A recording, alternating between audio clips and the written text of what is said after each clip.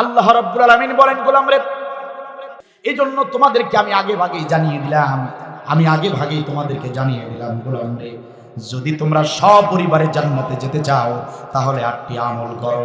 সূরা রদের 8টি আমল করবে যারা সপরিবারে জান্নাতে প্রবেশ করবে তারা। কয়টি আমল? 8টি আমল। এই 8টি আমল যারা করবে সপরিবারে জান্নাতে যাবে। ঘোষণা কার? আওয়াজ দিয়ে বলেন, ঘোষণা কার? আল্লাহর ঘোষণা। সেই 8টি আমল জানার দরকার আছে না নাই? আমি খুব সংক্ষিপ্ত আকারে 8টি আমলই বলে যেতে চাই, একটা আমলও বাদ রাখতে চাই না ইনশাআল্লাহ। শুনবেন আপনারা? শুনবেন আপনারা? পিছনের ভাইরা শুনবেন? শুনতে হবে, শুনতে হবে। আপনার দেশ, আপনার সমাজ সব ইসলামের বিপরীত, সব জায়গায় ইসলামের বিরুদ্ধে চলছে। ইসলামী পরিবেশ আমরা আজ পর্যন্ত পাইনি। পেয়েছেন আপনারা? পেয়েছেন? শুধু শুনেছি, কিতাবে পড়েছি, সোনালী যুগের কথা শুনেছি, পড়েছি, উমরের শাসনামলের কথা শুনেছি, নবীর শাসনামলের কথা পড়েছি, কিন্তু আমরা বড় দুর্ভাগা, আমরা কোরআনের শাসন আজ পর্যন্ত দেখি নাই। শান্তি কি জিনিস, মুক্তি কি জিনিস, আমরা সেটা উপলব্ধি করতে পারি নাই। ঠিক কিনা বলে? তো স্রোতের বিপরীতে থেকে এই জান্নাতের, সপরিবারের জান্নাতে যাবার 8টি আমল আমাদেরকে শুনে বুঝে ব্যক্তিগতভাবেই মানার চেষ্টা করতে হবে, ব্যক্তিগতভাবেই চেষ্টা করতে হবে আমলগুলো করে যেন আমরা বাবা মা স্ত্রী সন্তান সবাইকে নিয়ে যেন জান্নাতে যেতে পারি। এই সিদ্ধান্ত নেওয়ার দরকার আছে না নাই? আওয়াজ দিয়ে বলেন, দরকার আছে না নাই? তাহলে খুব মনোযোগ দিয়ে কথাগুলো শুনবেন। 1 নম্বর আমল, আমার দিকে তাকান। 1 নম্বর আমল, আল্লাহ রাব্বুল আলামিন বলেন, 1 নম্বর আমলটা শুনে নাও গোলাম। তোমরা যারা সপরিবারে জান্নাতে যেতে চাও, 1 নম্বর আমল হলো আল্লাযীনা ইউফুনা বিআহদিল্লাহি ওয়ালা ইয়ানকুদুনাল মিসাক। আল্লাহু আকবার বলেন। 1 নম্বর আমল হলো গোলাম রে, 1 নম্বর আমল হলো আমি আল্লাহর সঙ্গে তোমরা যে ওয়াদা করেছিলে, আমি আল্লাহর সঙ্গে তোমরা যে ওয়াদা করেছিলে, অঙ্গীকার করেছিলে, প্রতিশ্রুতি দিয়েছিলে, সেই প্রতিশ্রুতি, সেই ওয়াদা দুনিয়াতেই পূর্ণ করতে হবে। সেই ওয়াদা ভঙ্গ করা যাবে না। কথা কি বোঝা যায়? আল্লাহ বলতেছেন, গোলাম তোদের সঙ্গে আমার একটা ওয়াদা ছিল। কে বলতেছেন? আল্লাহ বলতেছেন, তোদের সাথে আমার একটা ওয়াদা ছিল, অঙ্গীকার ছিল, ওটা পূরণ কর। বেঁচে থাকতে পূরণ কর, মরলে আর পূরণ করতে পারবি না। কি মরলে পূরণ করতে পারবেন? ওয়াদা ছিল কার সঙ্গে? আল্লাহর সঙ্গে। আমি এখানে এসেই আমি শুনতে পাচ্ছিলাম প্রিয় ভাই আমার বিশেষ আলোচক রুহুল আমিন সাব্বির ভাই রব সম্পর্কে আলোচনা করতেছিলেন। ঠিক না? রব সম্পর্কে তিনি আলোচনা করতেছিলেন। প্রিয় ভাইরা শোনেন, ঘটনা শোনেন, মিলে যাবে। আল্লাহ তাআলা বললেন, আমার সঙ্গে তোমাদের একটা ওয়াদা হয়েছে, সেটা পূর্ণ করো। আল্লাহর সাথে দেখা হলো না, কথা হলো না, অথচ সূরা রদের ভিতরে পেলাম যে তার সঙ্গে আমাদের ওয়াদা হয়েছে। কিসের ওয়াদা? কোথায় হলো, কিভাবে হলো, কি ওয়াদা জানার দরকার আছে না নাই? মুফাসসিরিনে কিরামগণ বলেন, এই ওয়াদা হয়েছে একটি সংরক্ষিত রূহের জগতে। এই ওয়াদা পৃথিবীর জমিনে হয়নি। আল্লাহর সঙ্গে বান্দাদের ওয়াদা হয়েছে রূহের জগতে। পৃথিবীতে আল্লাহর বান্দা বান্দি পৃথিবীতে আসার অনেক আগে, আল্লাহ রাব্বুল আলামিন পৃথিবীতে পাঠানোর আগে সমস্ত বান্দা বান্দিদেরকে নিয়ে তিনি সম্মেলন করেছিলেন। চিৎকার দিয়ে বলেন সুবহানাল্লাহ। মুফাসসিরিনে কিরামগণ বলেন, রূহের জগতে একটি সম্মেলন হয় নাই, রূহের জগতে সম্মেলন হয়েছিল মোট 3টি। আওয়াজ দিয়ে বলেন কয়টি?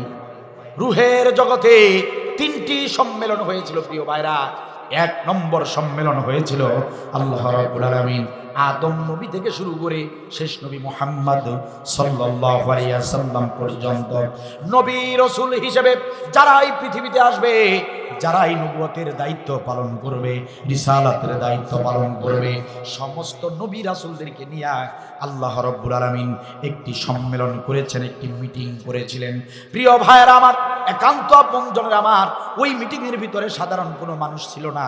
প্রিয় ভাইয়েরা আমার, আমাদের অন্তর্বর্তী সরকারের প্রধান উপদেষ্টা ডক্টর মোহাম্মদ ইউনূস সাহেব যখন এসপিদেরকে নিয়ে মিটিং করেন, সেখানে কিন্তু কোনো মন্ত্রী ঢুকতে পারে না, কোনো এমপি ঢুকতে পারে না।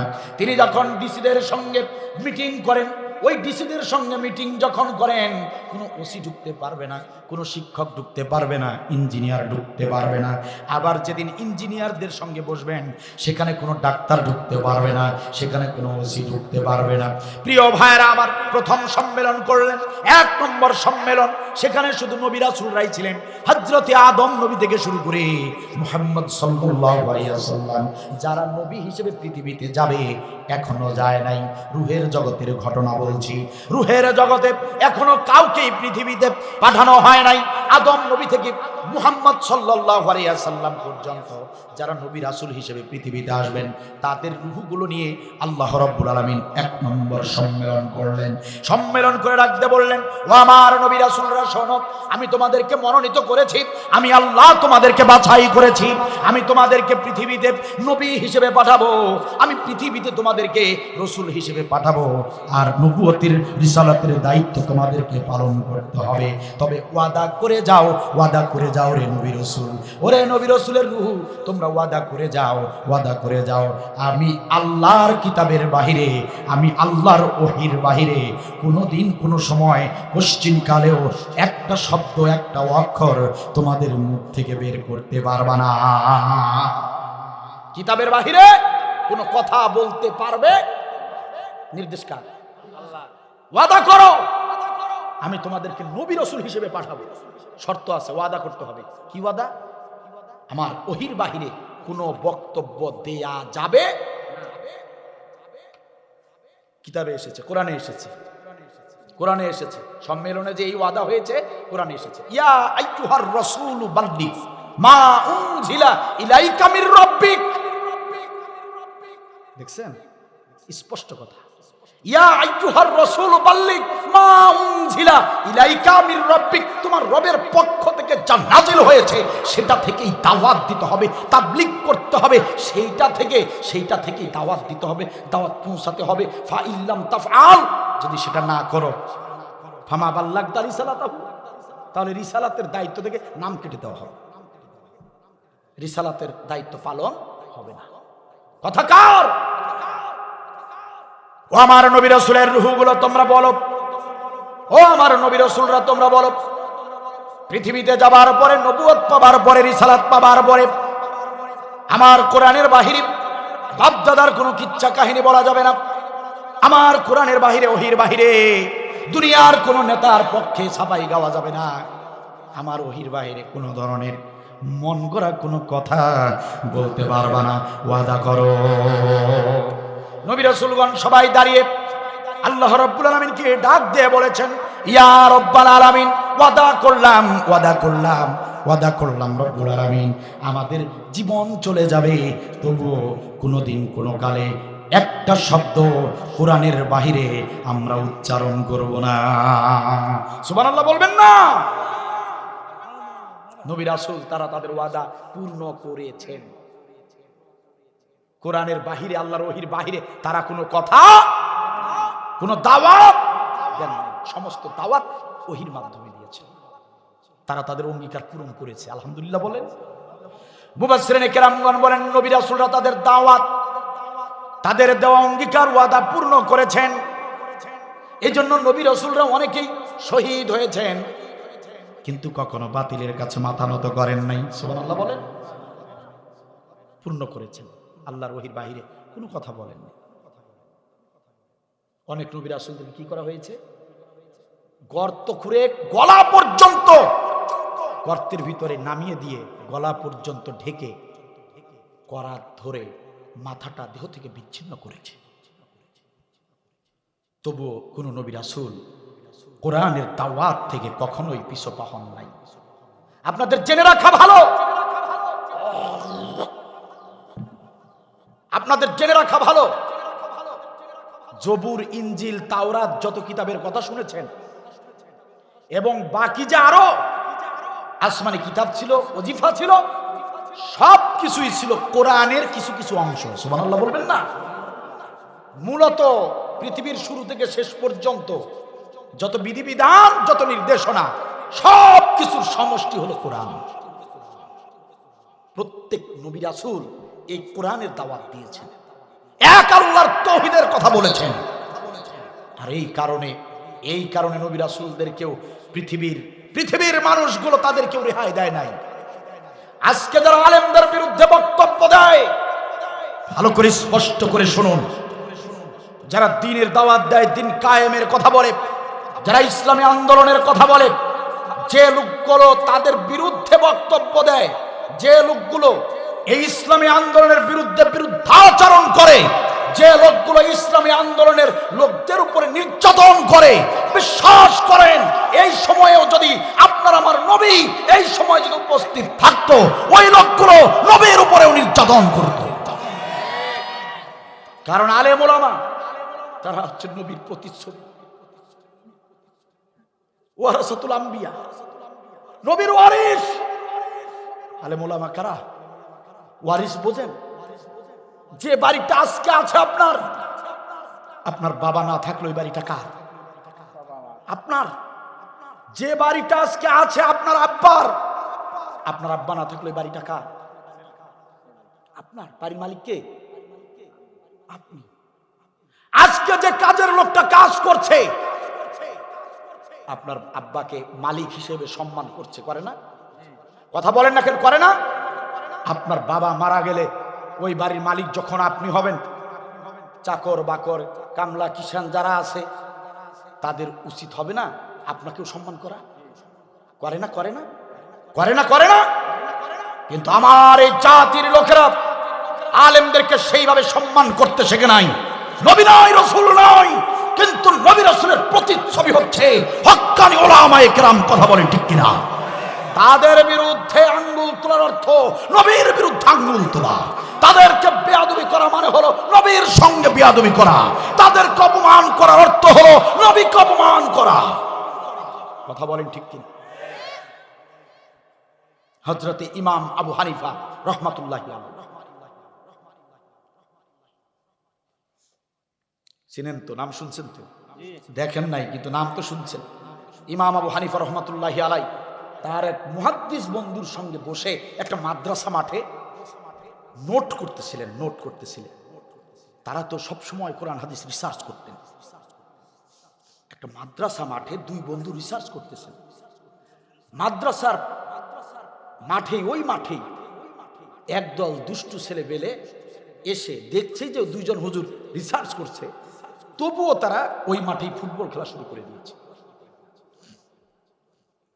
কথা বুঝতেছেন? ফুটবল খেলা শুরু করে দিয়েছে। ইমাম আবু হানিফা রাহমাতুল্লাহি আলাইহি কত জবরদস্ত একজন আলেম ছিলেন, কি বলবো তার কথা। আপনারা সবাই জানেন যে তিনি কত বড় মাপের একজন আলেম ছিলেন। ওনারা দুজন নোট করতেছেন, রিসার্চ করতেছেন, গবেষণা করতেছেন।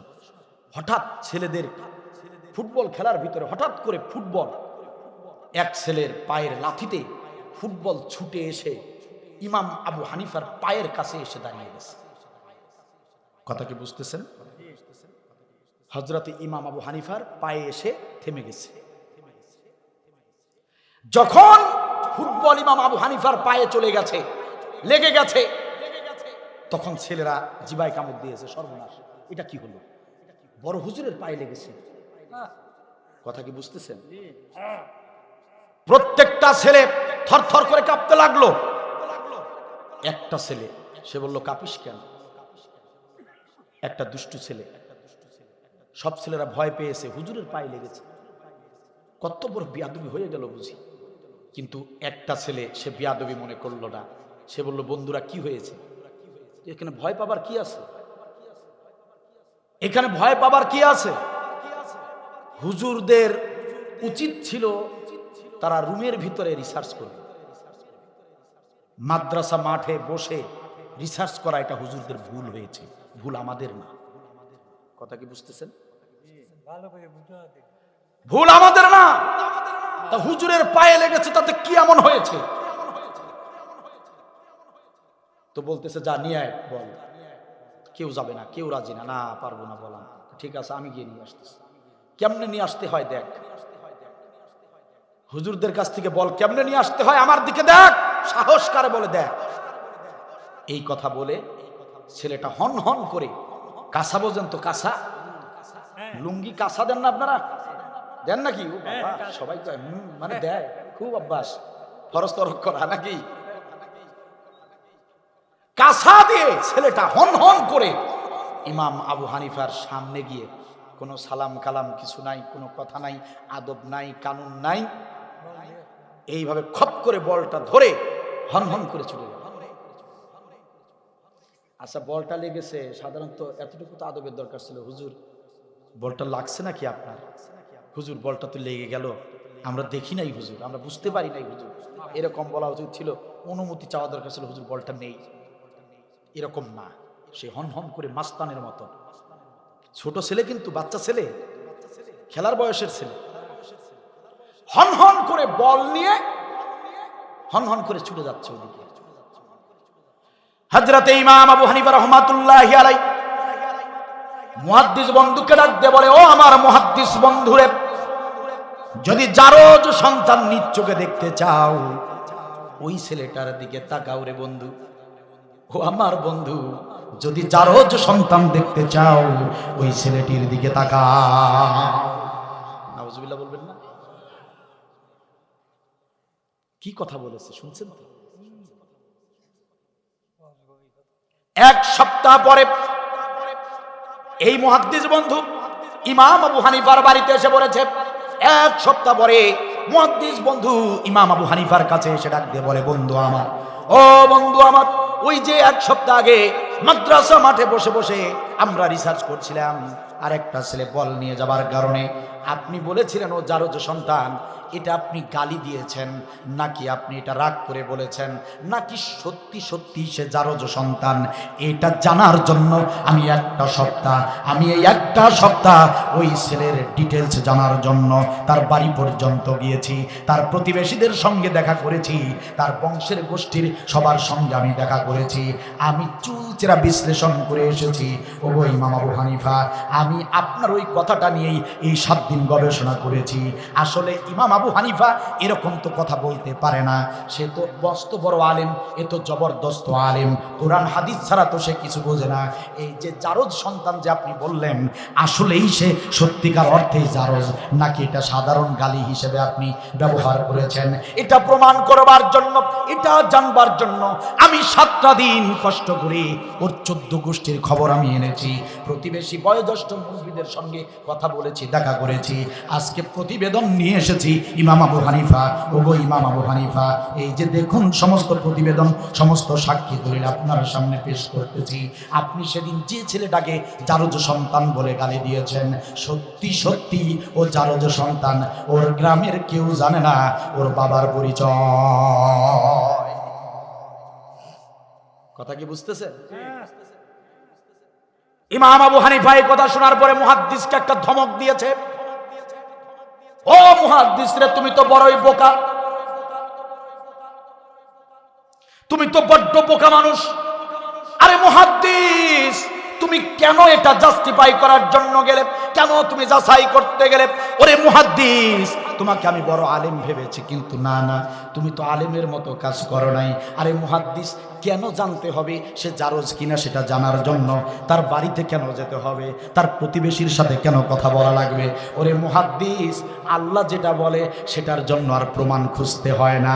আল্লাহ কোরআনুল কারীমেই বলে দিয়েছেন, উতুল্লিম বাদা জালিকা জানিম। সূরা কলমের ভিতরে, মুহাদ্দিসরে তুমি কি পড়ো নাই? সূরা কলমের এই আয়াতটাকে তুমি পড়ো নাই? উতুল্লিম বাদা জালিকা জানিম, যে ব্যক্তি আলেমদের সঙ্গে বেয়াদবি করে, আমার আল্লাহ বলেছেন ও তার প্রমাণ থাক আর নাই বা থাক, ও হচ্ছে জারজ সন্তান। কথা কার? ওটার আর দেখার দরকার নাই। ওটার খোঁজ নেওয়ার দরকার নাই, মিছামিছি সময় নষ্ট হবে। আপনি খোঁজ নিলেও দেখবেন জারজ, খোঁজ না নিলেও বুঝবেন জারজ। কারণ আল্লাহ কখনো মিথ্যা কথা বলেন না। আলেমদের সঙ্গে যারাই বেয়াদবি করে তারা জারজ সন্তান। কথা কি আব্দুল বারীর নাকি আল্লাহ?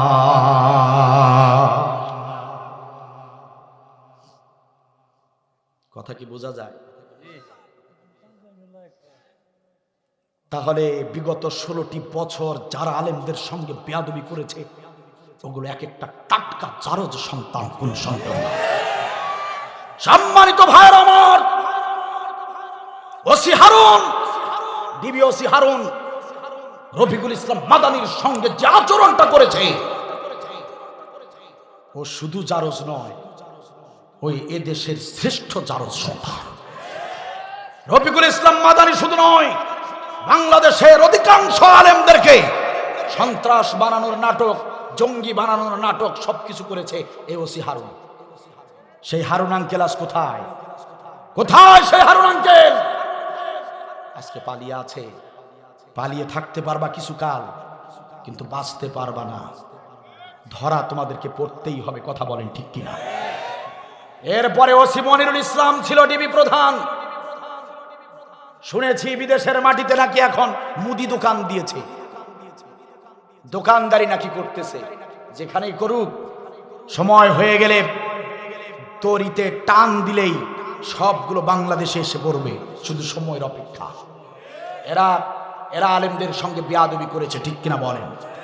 বিপ্লব কুমার সরকার নামের আরেকটা জারজ ছিল এই বাংলাদেশে, পুলিশ যুগ্ম কমিশনার। এই জারজ আমি অনেক আফসোস করেছি, আমাদের বাড়ির পাশে গিয়ে সে পালিয়েছে। লালমনিরহাট পাটগ্রাম বর্ডার দিয়ে সে পালিয়েছে।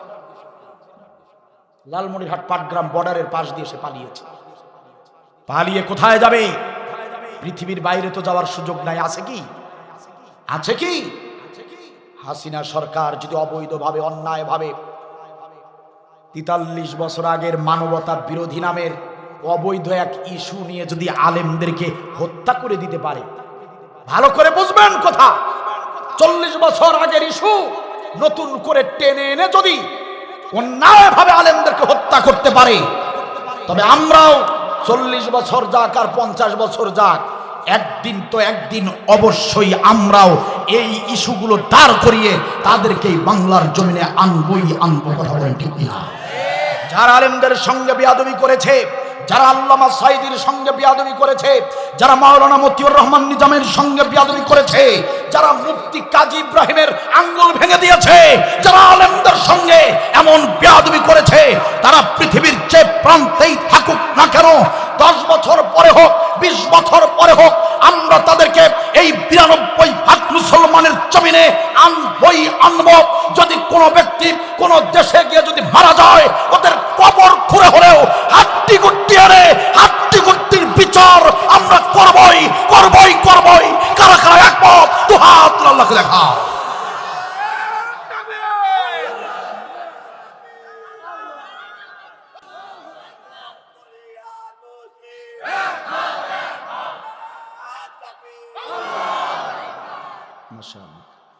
জাযাকাল্লাহু খায়র। সম্মানিত ভাইরা আমার, বিচার হবে সুষ্ঠু বিচার। আমাদের মিথ্যা সাক্ষী লাগবে না, সত্য সাক্ষীর অভাব নাই। কথা বলেন না কেন? শুধু পরিস্থিতির অপেক্ষায় আছি, পরিবেশের অপেক্ষায় আছি। আমরা তো চাচ্ছি দেশটাকে একটু সুন্দর করে সাজাই। এই জন্য আমরা বলি যে নির্বাচন একটু পরে হোক, সবার জন্যই ভালো। জামাতের জন্যও ভালো, বিএনপির জন্যও ভালো, জাতীয় পার্টির জন্যও ভালো, আওয়ামী লীগের জন্যও ভালো। কথা বলেন না কেন? আবাদ করার আগে একটু ঘাস যা আছে একটু নিরানো দরকার আছে না? বলেন। আপনারা যে জমি ফসল ফলান, আগে আগাছা নিরাইতে হয় না? নিরানো কিচ্ছু নাই। আপনি দামি বীজ নিয়ে আসছেন, ওটা হাঁকা হবে, ছিটানো শুরু করে দিয়েছেন, ওটার ফসল ভালো হবে? এই দামি বীজগুলোই নষ্ট হবে, তাছাড়া আর কিছু হবে? কেন যে বুঝে না অনেকেই। হ্যাঁ, আগে আগাছা শেষ করতে হবে। আপনারা তো দামি কীটনাশক কিনে এসে আগে আগাছা নষ্ট করেন, পারেন না? কীটনাশক পর্যন্ত ব্যবহার করা হয় জমিতে, যাতে আগাছা না জন্মায়। ঠিক কিনা বলেন? এই আগাছা পরিষ্কার না করলে ক্ষমতায়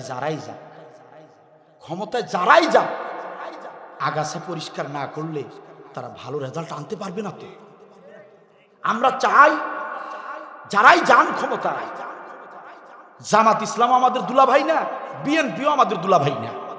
কথা বলেন না কেন? কেউ আমাদের দুলাভাই, কেউ আমাদেরকে কামাই করে খাওয়াবে। যারাই যান তো একটু পরেই যান, একটু আগে একটু নিরানোর কাজটা করি না। ছেলেরা জীবন দিয়ে দিল নিরানোর কাজে, আগাছা মুক্ত করার কাজে, না? ঠিক না? ঠিক না? ছাত্ররা যে জীবন দিয়েছে বৈষম্য দূর করার কারণে। বৈষম্য রাখবো না তো সেই বৈষম্য তো আছে, বৈষম্যগুলো বন্ধ করেন আগে। বৈষম্য বন্ধ না করে ক্ষমতায় যাবেন, তখন তো আর বৈষম্য বন্ধ করতে পারবো না। কারণ বৈষম্য তো সরকারি দলের লোকেরাই শুরু করে। তো সরকারি দলের লোকেরা বৈষম্য করলে আমরা কি তাদের সাথে পারবো?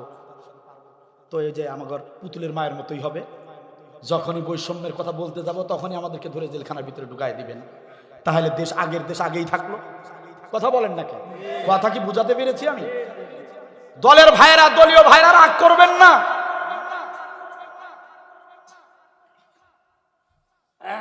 দেশের জন্য, দেশের মানুষের জন্য এই কথাগুলো বলতেছি, কোনো দলের পক্ষে বিপক্ষে বলছি না। ফসল ফলানোর আগে সুন্দর করে আগাছা মুক্ত করেন, দেশটাকে সুন্দর করে সাজান, বৈষম্য দূর করেন, দুর্নীতি চাঁদাবাজি এগুলো বন্ধ করেন। আর যে শয়তানগুলো শয়তানি করে চলে গেছে, আকাম কুকাম করে গেছে, ওদেরকেও আনেন। আমাদের দেশের সিংহভাগ অর্থ যারা পাচার করেছে ওই টাকাগুলো ফেরত আনেন। কথা বলেন না কেন? কাজ তো একটা দুটা বাকি না, অনেক কাজ। টাকাগুলো নিয়ে আসেন। আমাদের মাথায়, আমাদের কাঁধে যে লক্ষ লক্ষ টাকা ঋণ রেখে গেছে আমাদের পুতুলের মা, কি রাখে নাই? 1 লক্ষ টাকার উপরে ওই বাচ্চাটারও, জানেন খবর? হ্যাঁ, 2.5 লক্ষ। ওই দেখছেন হুজুর কয় 2.5 লক্ষ, 2.5 লক্ষ, 2.5 লক্ষ করে টাকা সবার উপরে ঋণ। তো ওনাদের ওই টাকাগুলো আনলেই তো আর ঋণ থাকে না, আমাদের থাকে কি? থাকে। ওনাদেরকে নিয়ে আসেন, টাকা পয়সা সব ব্যাক করান, গাড়ি বাড়িগুলো নিয়ে আসেন, নিলামে দেন, আমরা 2 একটা গাড়ি কিনবো ওদের। কথা বলেন না কেন? তারপরে আমাকে ওই যে পলকের বউ নাকি প্রাইভেট পড়ায়, নাকি বাড়ি করছে 6টা বিদেশের জমি, প্রাইভেট পড়ায়। চিন্তা করছেন? আমি সেদিন বলছিলাম, আপনাদের ভাবি বলছিলাম যে কি করি, কি সমাচার ওয়াজ করে তো তেমন আগাইতে পারি না। ওই গ্যাসের খরচ আর মোবিল খরচ আর ড্রাইভার আর সবর সঙ্গে দিতে অর্ধেকটাও থাকে না। তুমি এক কাজ করো, পলকের বউর মতো প্রাইভেট শুরু করে দাও। বলছিলাম, বুঝছেন? বলছিলাম না, রাজি হয় না, বুঝছেন? আরে ভাই, রাজি হবে কেমনে? স্বামী ওয়াজ করে যায় আর বসে বসে খায়, এর চেয়ে কি সুখ আছে কোথাও? রাজি হয় কি? চিন্তা করা যায়। বউ বলে প্রাইভেট পড়ায় বাড়ি গাড়ি করে ফেলছে বিদেশে। টাকাগুলো ফেরত আনলে এদেশের কোনো অভাব থাকবে না। তারপরে নির্বাচন দেন, যারাই ক্ষমতায় যাবে দুধে ভাতে খাবে। এখন গেলে তো ফকিরানা হাল থাকবে আপনাদের। তো মিশামিশি এই ফকিরানা হালের জন্য যায় কি করবেন? আর ডক্টর ইউনূস সাহেব এই বিপদের মধ্যে আছে বলে দেশটা এখন টিকে আছে, বুঝছেন? আপনারা যে দুলাভাই যান, কথা বুঝতেছেন আমার? যে দুলাভাইগুলো আছে, মানে দলগুলো আছে, যারাই যান, ডক্টর ইউনূস যেভাবে বহির্বিশ্বের কাছে গ্রহণযোগ্যতা পায়, আপনারা কেউ পাবেন না। তো উনাকে থেকে দেশের ক্ষতিটা পূরণ করার সুযোগ দেন। ঠিক কিনা বলেন? আমরা জনতার পক্ষে। কোরআন কার পক্ষে? জনতার পক্ষে, মানবতার পক্ষে। কোরআনের কথাই বললাম। সংস্কার না কইরা দেশটা, সংস্কার না কইরা দেশটা দেয় গো যদি নির্বাচন, আগের মতো হইব আবার জ্বালাতন। ও ভাইরে, আগের মতো হইব আবার নির্যাতন। ঠিক কিনা বলে? সংস্কার না কইরা যদি সংস্কার না কইরা দেশটা দেয় গো যদি নির্বাচন, আগের মতো হইব আবার জ্বালাতন। ও ভাই আগের মতো হইব আবার নির্যাতন। ঠিক কিনা বলেন?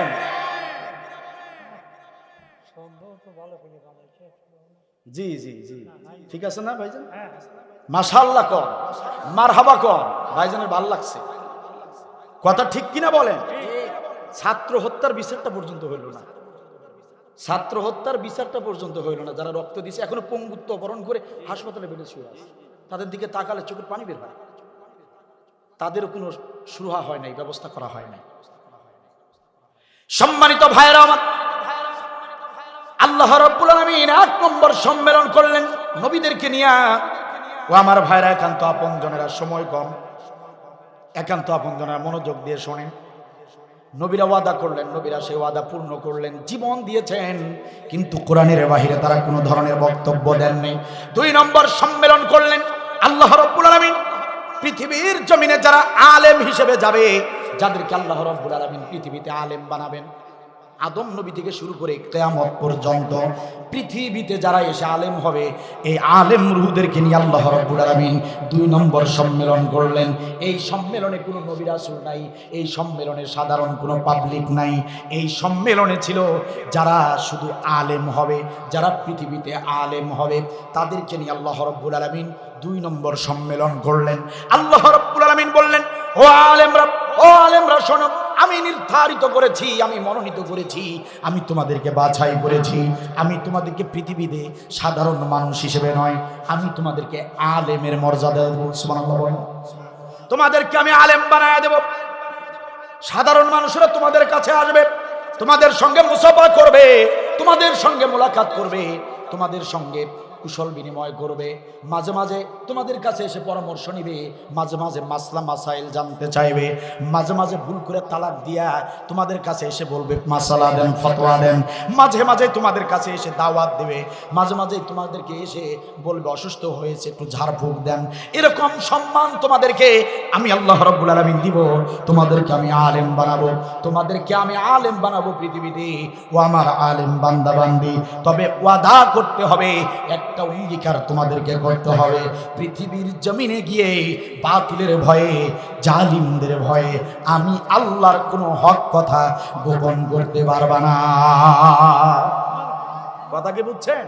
আলেমরা ওয়াদা করলেন, রব্বুল আলামিন যদি আমাদেরকে আপনি আলেম বানান, পৃথিবীতে যদি আমাদেরকে আলেম বানান, এই যে রুহের সম্মেলন ওয়াদা করলাম, সবাই একসাথে বলছে আমরা ওয়াদা করলাম জীবন দিয়ে দিব, ফাঁসিতে ঝুলে যাব, মরে যাব, কিন্তু আপনার হক কথার বাইরে কোনো কথা বলবো না, হক পথের বাইরে কোনো পথে চলবো না। সুবহানাল্লাহ। কথা কি বুঝছেন?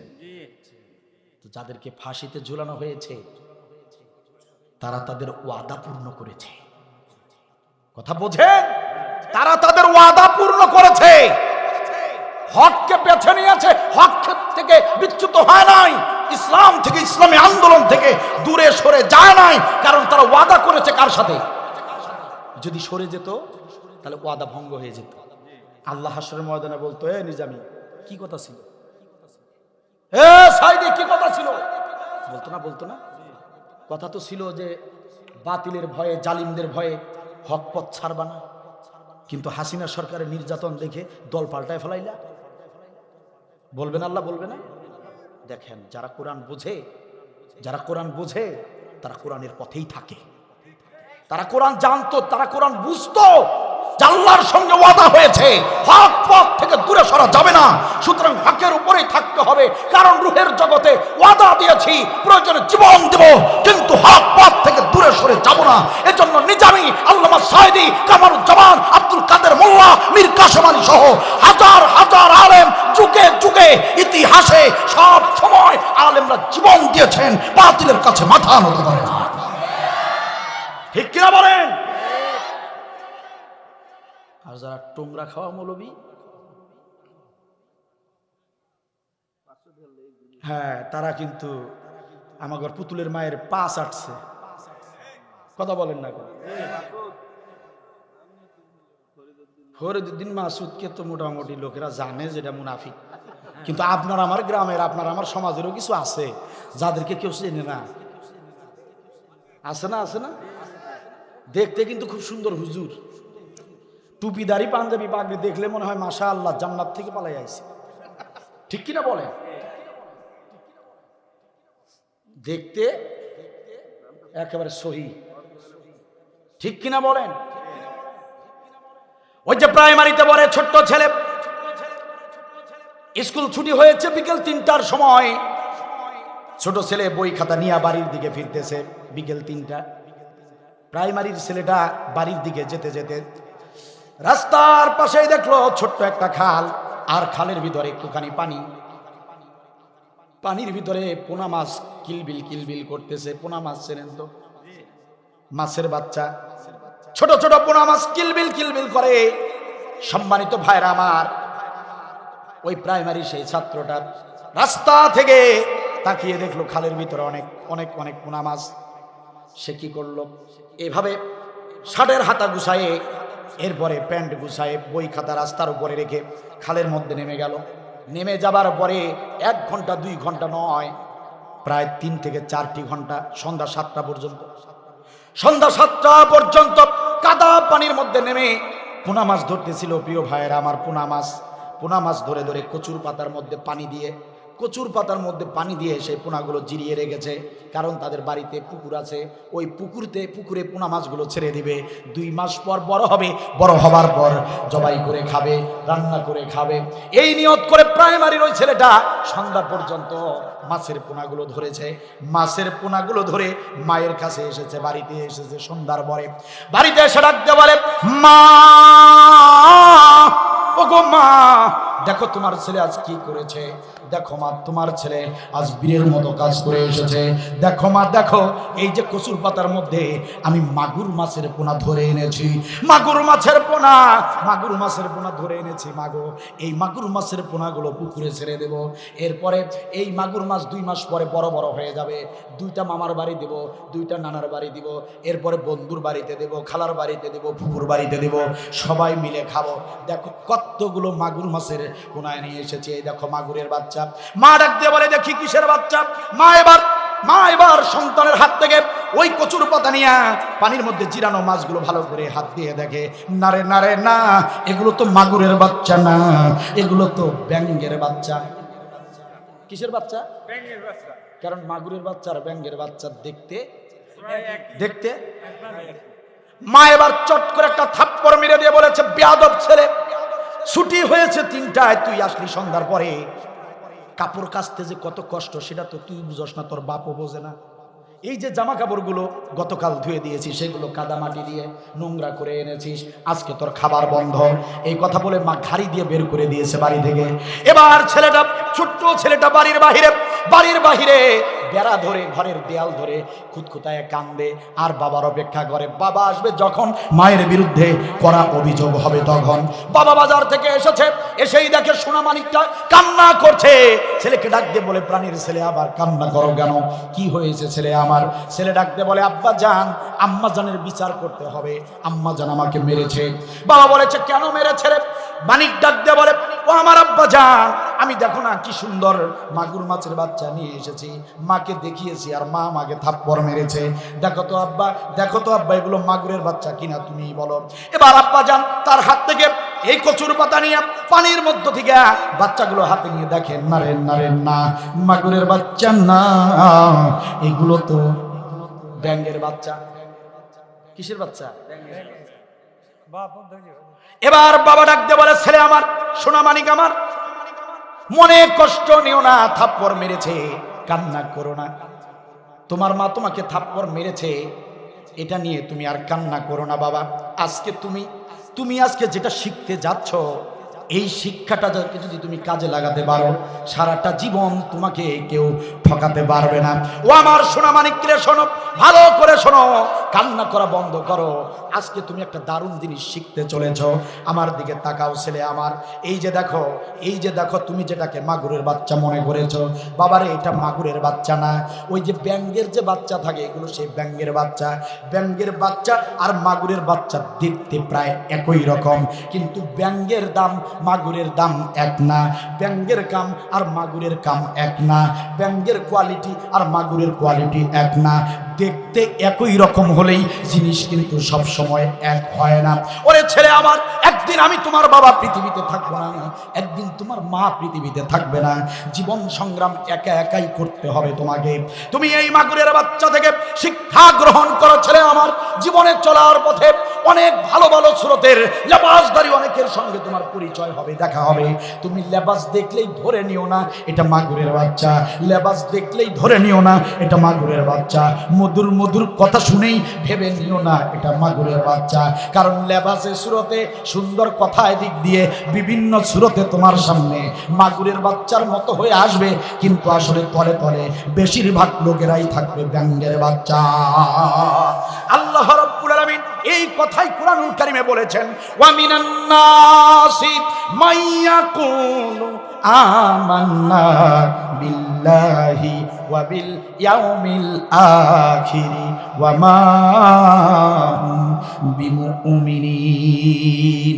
আল্লাহ রাব্বুল আলামিন বলেন, মানুষের ভিতরে এমন কিছু মানুষ আছে, পাগড়িওয়ালাদের ভিতরে এমন কিছু পাগড়িওয়ালা আছে, টুপিওয়ালাদের ভিতরে এমন কিছু টুপিওয়ালা আছে, যারা বলে আমান্না বিল্লাহ, আমরা আল্লাহকে বিশ্বাস করেছি, আল্লাহর প্রতি ঈমান এনেছি, ওয়া বিল ইয়াউমিল আখিরি, তোমরা আমাদের মুসলমান ভাবো না, আরে আমরাও পরকাল বিশ্বাস করি, আমাদেরকে তোমরা মুসলিম মনে করো না, আরে আমিও নামাজ পড়ি, আমাকে তুমি মুসলিম ভাবো না, আরে আমিও রোজা রাখি। আল্লাহ বলেন, ও গোলামেরা, গোপন তত্ত্বটা শুনে নাও, ওয়া মা হুম বিমুমিনিন, ওরা যতই লাফালাফি করুক, ওরা যতই চিল্লা চিল্লি করে বলুক, ওয়া মা হুম বিমুমিনিন, তোমরা গোপন তত্ত্বটা জেনে নাও, ওরা কিন্তু মুমিন নয়, ওরা দেখতে ঈমানদার, কিন্তু ওরাই হলো মুনাফিকের সর্দার। কথা কার? হ্যাঁ, আব্দুল্লাহ বিন উবাই। হ্যাঁ, ওই যে হুজুর ভুলে ফেলছে মুনাফিকের সর্দারের নাম। কথা বুঝছেন? তো এগুলো হলো ব্যাঙের বাচ্চা। এরা কিসের বাচ্চা? কথা বলে না, ব্যাঙের বাচ্চা। আল্লামা সাইদির বিরুদ্ধে সর্বপ্রথম যে মামলা করে ওই ব্যাঙের বাচ্চা। হ্যাঁ, কট খাইছে না, কট খাইছে না, ব্যাঙের বাচ্চা। কথা কি বুঝছেন? ওই যে কাটা দিয়ে বলে কাটা তুলতে হয়। প্রত্যেক যুগে যুগে জালিম সরকার তাই করেছে, আলেমদেরকে দিয়ে আলেমদেরকে দুর্বল করে দিয়েছে। এদেশেও তাই হয়েছে, এদেশেও তাই হয়েছে। আজকে আমরা বলতেছি ইসলামী আন্দোলন ফরজ, ইসলামী আন্দোলন কোরআনে, গোটা কোরআনে সবচেয়ে বেশি গুরুত্ব দেওয়া হয়েছে। আবার দেখবেন আরেক ইসলামী আন্দোলনের আরেক দলের লোক এসে বলবে, হ্যাঁ জিহাদ ফরজ, ওটা নফসের জিহাদ। কথা বলেন না কেন? একই কথা ব্যাখ্যা ভিন্ন করে দিবে। এই মিয়া নফসের জিহাদ, তো নফসের জিহাদ করলে আবার রক্ত পড়বে কেন, মানুষ মরবে কেন? সাহাবীরা যে অকাতরে লক্ষ লক্ষ সাহাবী জীবন দিয়েছেন, তো নফসের জিহাদ করলে কি জীবন দেওয়া লাগে? ও সুলসিলা মৌলবী নাই, তাসবিহ পড়া মৌলবী। এদেশের আলেমরা যদি এক হতো, এদেশের হাজিরা, এদেশের নামাজিরা, এদেশের ইমানদাররা যদি ইসলামটা বুঝতো আর এক হয়ে থাকতো, বাতিলের যদি চামচামি না করত, কিছু সাধারণ সুযোগ সুবিধার আশায়, ওই বাতিলের রুটি হালুয়ার আশায় কিছু আলেমরা যদি তাদের মাথা নত না করত, তাহলে এই বাংলার জমিনে 53 বছর নয় 10 বছর, স্বাধীনতার 10 বছরের মধ্যে এই কোরআনটাকে আমরা সংসদে নিয়ে যেতে পারতাম। কিন্তু একজনের নামধারী মুসলমানের কারণে এদেশে ইসলামী আন্দোলন পরিপূর্ণভাবে কার্যক্রম চালাতে পারে নাই, এখনো পারছে না। কথা বলেন ঠিক কিনা? যদি সমস্ত আলেমরা এক হয়ে যায়, মসজিদের ইমামরা যদি এক হয়ে যায়, মসজিদের খতিবরা যদি এক হয়ে যায়, মুয়াজ্জিনরা যদি এক হয়ে যায়, খাদেমরা যদি এক হয়ে যায়, হাজিরা যদি এক হয়ে যায়, সাধারণ জনগণ লাগবে না, সাধারণ জনগণ লাগবে না, সাধারণ জনগণকে রাজপথে যাওয়ার প্রয়োজনই হবে না। এরাই যদি রাজপথে যায়, বাংলাদেশ থরথর করে কাঁপবে। কথা বলেন ঠিক কিনা? কিন্তু এক শ্রেণীর মুনাফিকদের কারণে এদেশে দিন কায়েম হচ্ছে না। এক শ্রেণীর মুনাফিকদের কারণে জাতীয় ঐক্য তৈরি করা যাচ্ছে না। এক শ্রেণীর মৌলবী নামের আলেম নামের জালেমদের কারণে এদেশে ইসলামের বিজয় হচ্ছে না। ওরা মাহবুবে সুবানি পুতুকুতে রব্বানি নাম কাওয়াস্তে মুসলমানি, আসলে ওরা হিন্দুস্তানি। ওরা একদিন মুনাফিকের কাতারে দাঁড়িয়ে হয়ে যাবে জাহান্নামী জাহান্নামী জাহান্নামী। কথা বলেন ঠিক কিনা? পীর সাহেব খানকায়ে, দরগায়ে, পাগলায়ে, সিলসিলায়ে, চিলচিলায়ে কত যে পীর সাহেব। কথা বলেন না কেন? যারা হক্কানি তাদের বিরুদ্ধে বলবো না। আর হক্কানি তারা যারা অন্যায়ের প্রতিবাদ করে রাজপথে। যারা প্রতিবাদ করে না ওটা হক্কানি না, ওটা হক্কানি নয়। হক্কানিদের তো চেহারা টকবগে হবে না, টসটস হবে না। হক্কানিরা মার খাওয়া আলেম হবে। ঠিক কিনা বলেন? সম্মানিত ভাইরা আমার, এই জন্য আলেমরা কি করলেন? আল্লাহর ওয়াদা পূর্ণ করলেন। 3 নম্বর সম্মেলন, সাধারণ মানুষদের নিয়ে সম্মেলন। সুবহানাল্লাহ বলবেন না? এই সম্মেলনে আমরা সবাই আছি না নাই? সাধারণ জনগণ সবাইকে নিয়ে আল্লাহ বসছে। 3 নম্বর সম্মেলন, আলাস্তু বিরাব্বিকুম। দেখছেন আল্লাহ কি ওয়াদা নিচ্ছে এবার? এ সলিমুদ্দিন, এ কলিমুদ্দিন, এ আব্দুল বারী, শোন, তোদের বানাইছি আমি।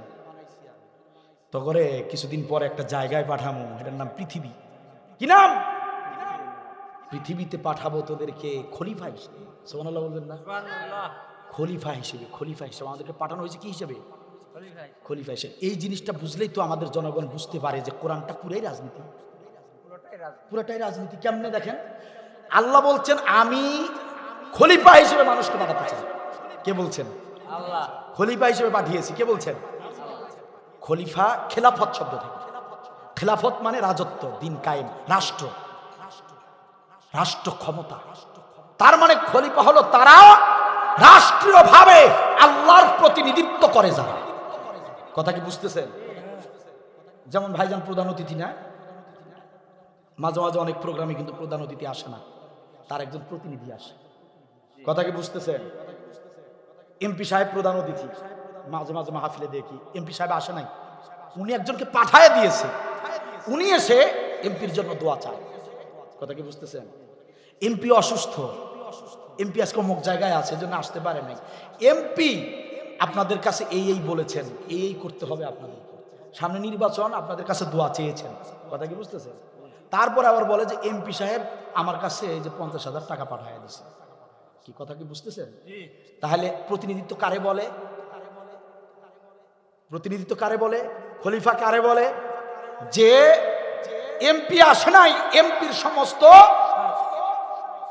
সমস্ত কাজগুলো যে ব্যক্তি এসে কি করবে?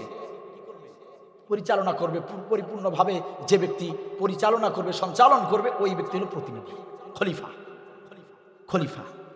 তো আমরা হলে আল্লাহর খলিফা। কথা কি বুঝছেন? আমরা কার খলিফা? আল্লাহর খলিফা। আমরা আল্লাহর খলিফা। খেলাফত কায়েমের মাধ্যমে আমাদের দায়িত্ব হলো অশ্লীল কাজ করা যাবে না, খারাপ কাজ করা যাবে না, ভালো কাজ করো পুরস্কার দিব, খারাপ কাজ করলে শাস্তি দেব। এটা হলো আমাদের দায়িত্ব। এই কাজগুলো কার? কথা কার? কিন্তু করাবেন কাদের দিয়ে? আমাদেরকে দিয়ে। এই জন্য আমরা খলিফা। এরপরেও যদি কন যে কোরআনে রাজনীতি নাই, এরপরেও যদি কন কোরআনে রাজনীতি নাই, তাহলে আপনি ইসলাম থেকে খারিজ হয়ে গেছেন, আপনি আর মুসলমান নাই। কারণ কোরআনে যদি রাজনীতি না থাকে, আপনি কিল্লাই রাজনীতিতে। কোরআনে রাজনীতি নাই তা আপনি রাজনীতিতে কেন? কথা বলেন না কেন রে ভাই? কোরআনে রাজনীতি নাই তা আপনি রাজনীতিতে কেন? আপনি তাহলে মুসলমানের সন্তান না? তা মুসলমানের সন্তান হইলে পদত্যাগ করেন। কোরআনে রাজনীতি নাই, আপনি রাজনীতিতে কেন? আলেমদের সঙ্গে লাগতে যাবেন না।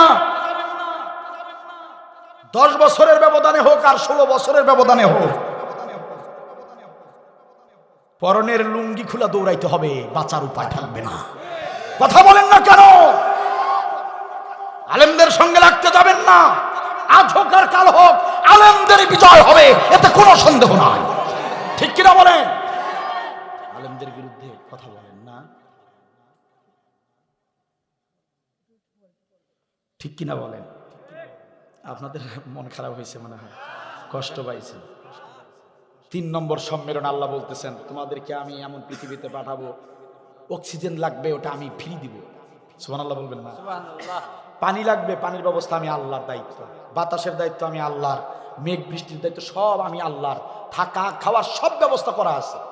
তোমরা শুধু পৃথিবীতে যাবা, নাজ নিয়ামত ভোগ করবা, আর আমার আইন কানুন গুলা মানবা। শর্ত আছে একটা, ওয়াদা করতে হবে। কি অর্থ, কি ওয়াদা? পৃথিবীতে গিয়ে আমার ভুইলা গেলে চলবে না, আমাকে রব হিসেবে মানতে হবে। কি হিসেবে? কি হিসেবে? ওই যে আমাদের বিশেষ আলোচক বলছিলেন না, রবের বক্তব্য দিচ্ছেন না? আল্লাহ বলছেন আলাস্তু বিরব্বিকুম, বলো এখন আমি কি তোমাদের রব নই? এই যে এত কিছুর যে ব্যবস্থা করছি, এইগুলো বলার পর আল্লাহ জিজ্ঞেস করছেন বলো এখন আমি কি তোমাদের রব নই? তখন আমরা তো অবাক, হায় হায় বলে কি, এত কিছুর ব্যবস্থা আমাদের জন্য, এত কিছুর ব্যবস্থা। কি সুন্দর ব্যবস্থা করে নাই পৃথিবীতে? হ্যাঁ, কি সুন্দর ব্যবস্থা দেখেন, থাকা খাওয়া পানি বৃষ্টি বাতাস যা লাগে সবই ফ্রি। খালি ওই যে আপনি আমি যেগুলা গুতাগুতি করে বানাই ওইগুলার দাম, আর ওগুলা সব ফ্রি। কথা বলেন না কেন? রব কারে কয় দেখেন। আল্লাহ রাব্বুল আলামিন বললেন গোলামেরা, পৃথিবীর জমিনে কি আমাকে ভুলে গেলে চলবে না, ওয়াদা করে যাও পৃথিবীতে রব হিসেবে আমাকে মানতে হবে। ও প্রিয় ভাইয়েরা আমার, রব হিসেবে আল্লাহকে মানতে হবে, এটা আমরা ওয়াদা করে এসেছিলাম। একবার বুকে হাত দিয়ে বলেন তো দেখি, আমরা আল্লাহকে রব হিসেবে মানতে পারছি কিনা? যদি রব হিসেবে মানতে পেরে থাকি তাহলে আপনি আমি সপরিবারে জান্নাতে চলে যাব। আর যদি রব হিসেবে আল্লাহকে মেনে নিতে না পেরেছি তাহলে বুঝে নেবেন সপরিবারে জ্ঞান আমি আপনি একা একাও জান্নাতে প্রবেশ করতে পারবো না। রব শব্দের প্রধানত 5টি অর্থ কোরআনুল কারীমে এসেছে। সম্ভবত এই 5টি অর্থ আমার প্রিয় ভাই বিশেষ আলোচক বলে গিয়েছেন, তবু আমি বলছি। 1 নম্বর রব শব্দের অর্থ সৃষ্টিকর্তা, 2 নম্বর রব শব্দের অর্থ রিজিকদাতা, 3 নম্বর রব শব্দের অর্থ আইনদাতা, 4 নম্বর রব শব্দের অর্থ উপাস্য, 5 নম্বর রব শব্দের অর্থ হলো মালিক, কাবার মালিক। একটু জবান খুলে বলেন আমাদের মালিক কে? এখন রব হিসেবে মানবেন কাকে? আল্লাহকে রব হিসেবে মানতে গেলে সৃষ্টিকর্তা আল্লাহকেই মানতে হবে। বলেন আপনাদের সৃষ্টিকর্তা কে? আর কেউ আছে? এটাতে সবাই এক। আবু জেহেলও বলছে সৃষ্টিকর্তা আল্লাহ। কথা বুঝছেন? এটা তো সমস্যা নাই, আবু জেহেল নিজেও বলছে সৃষ্টিকর্তা আল্লাহ।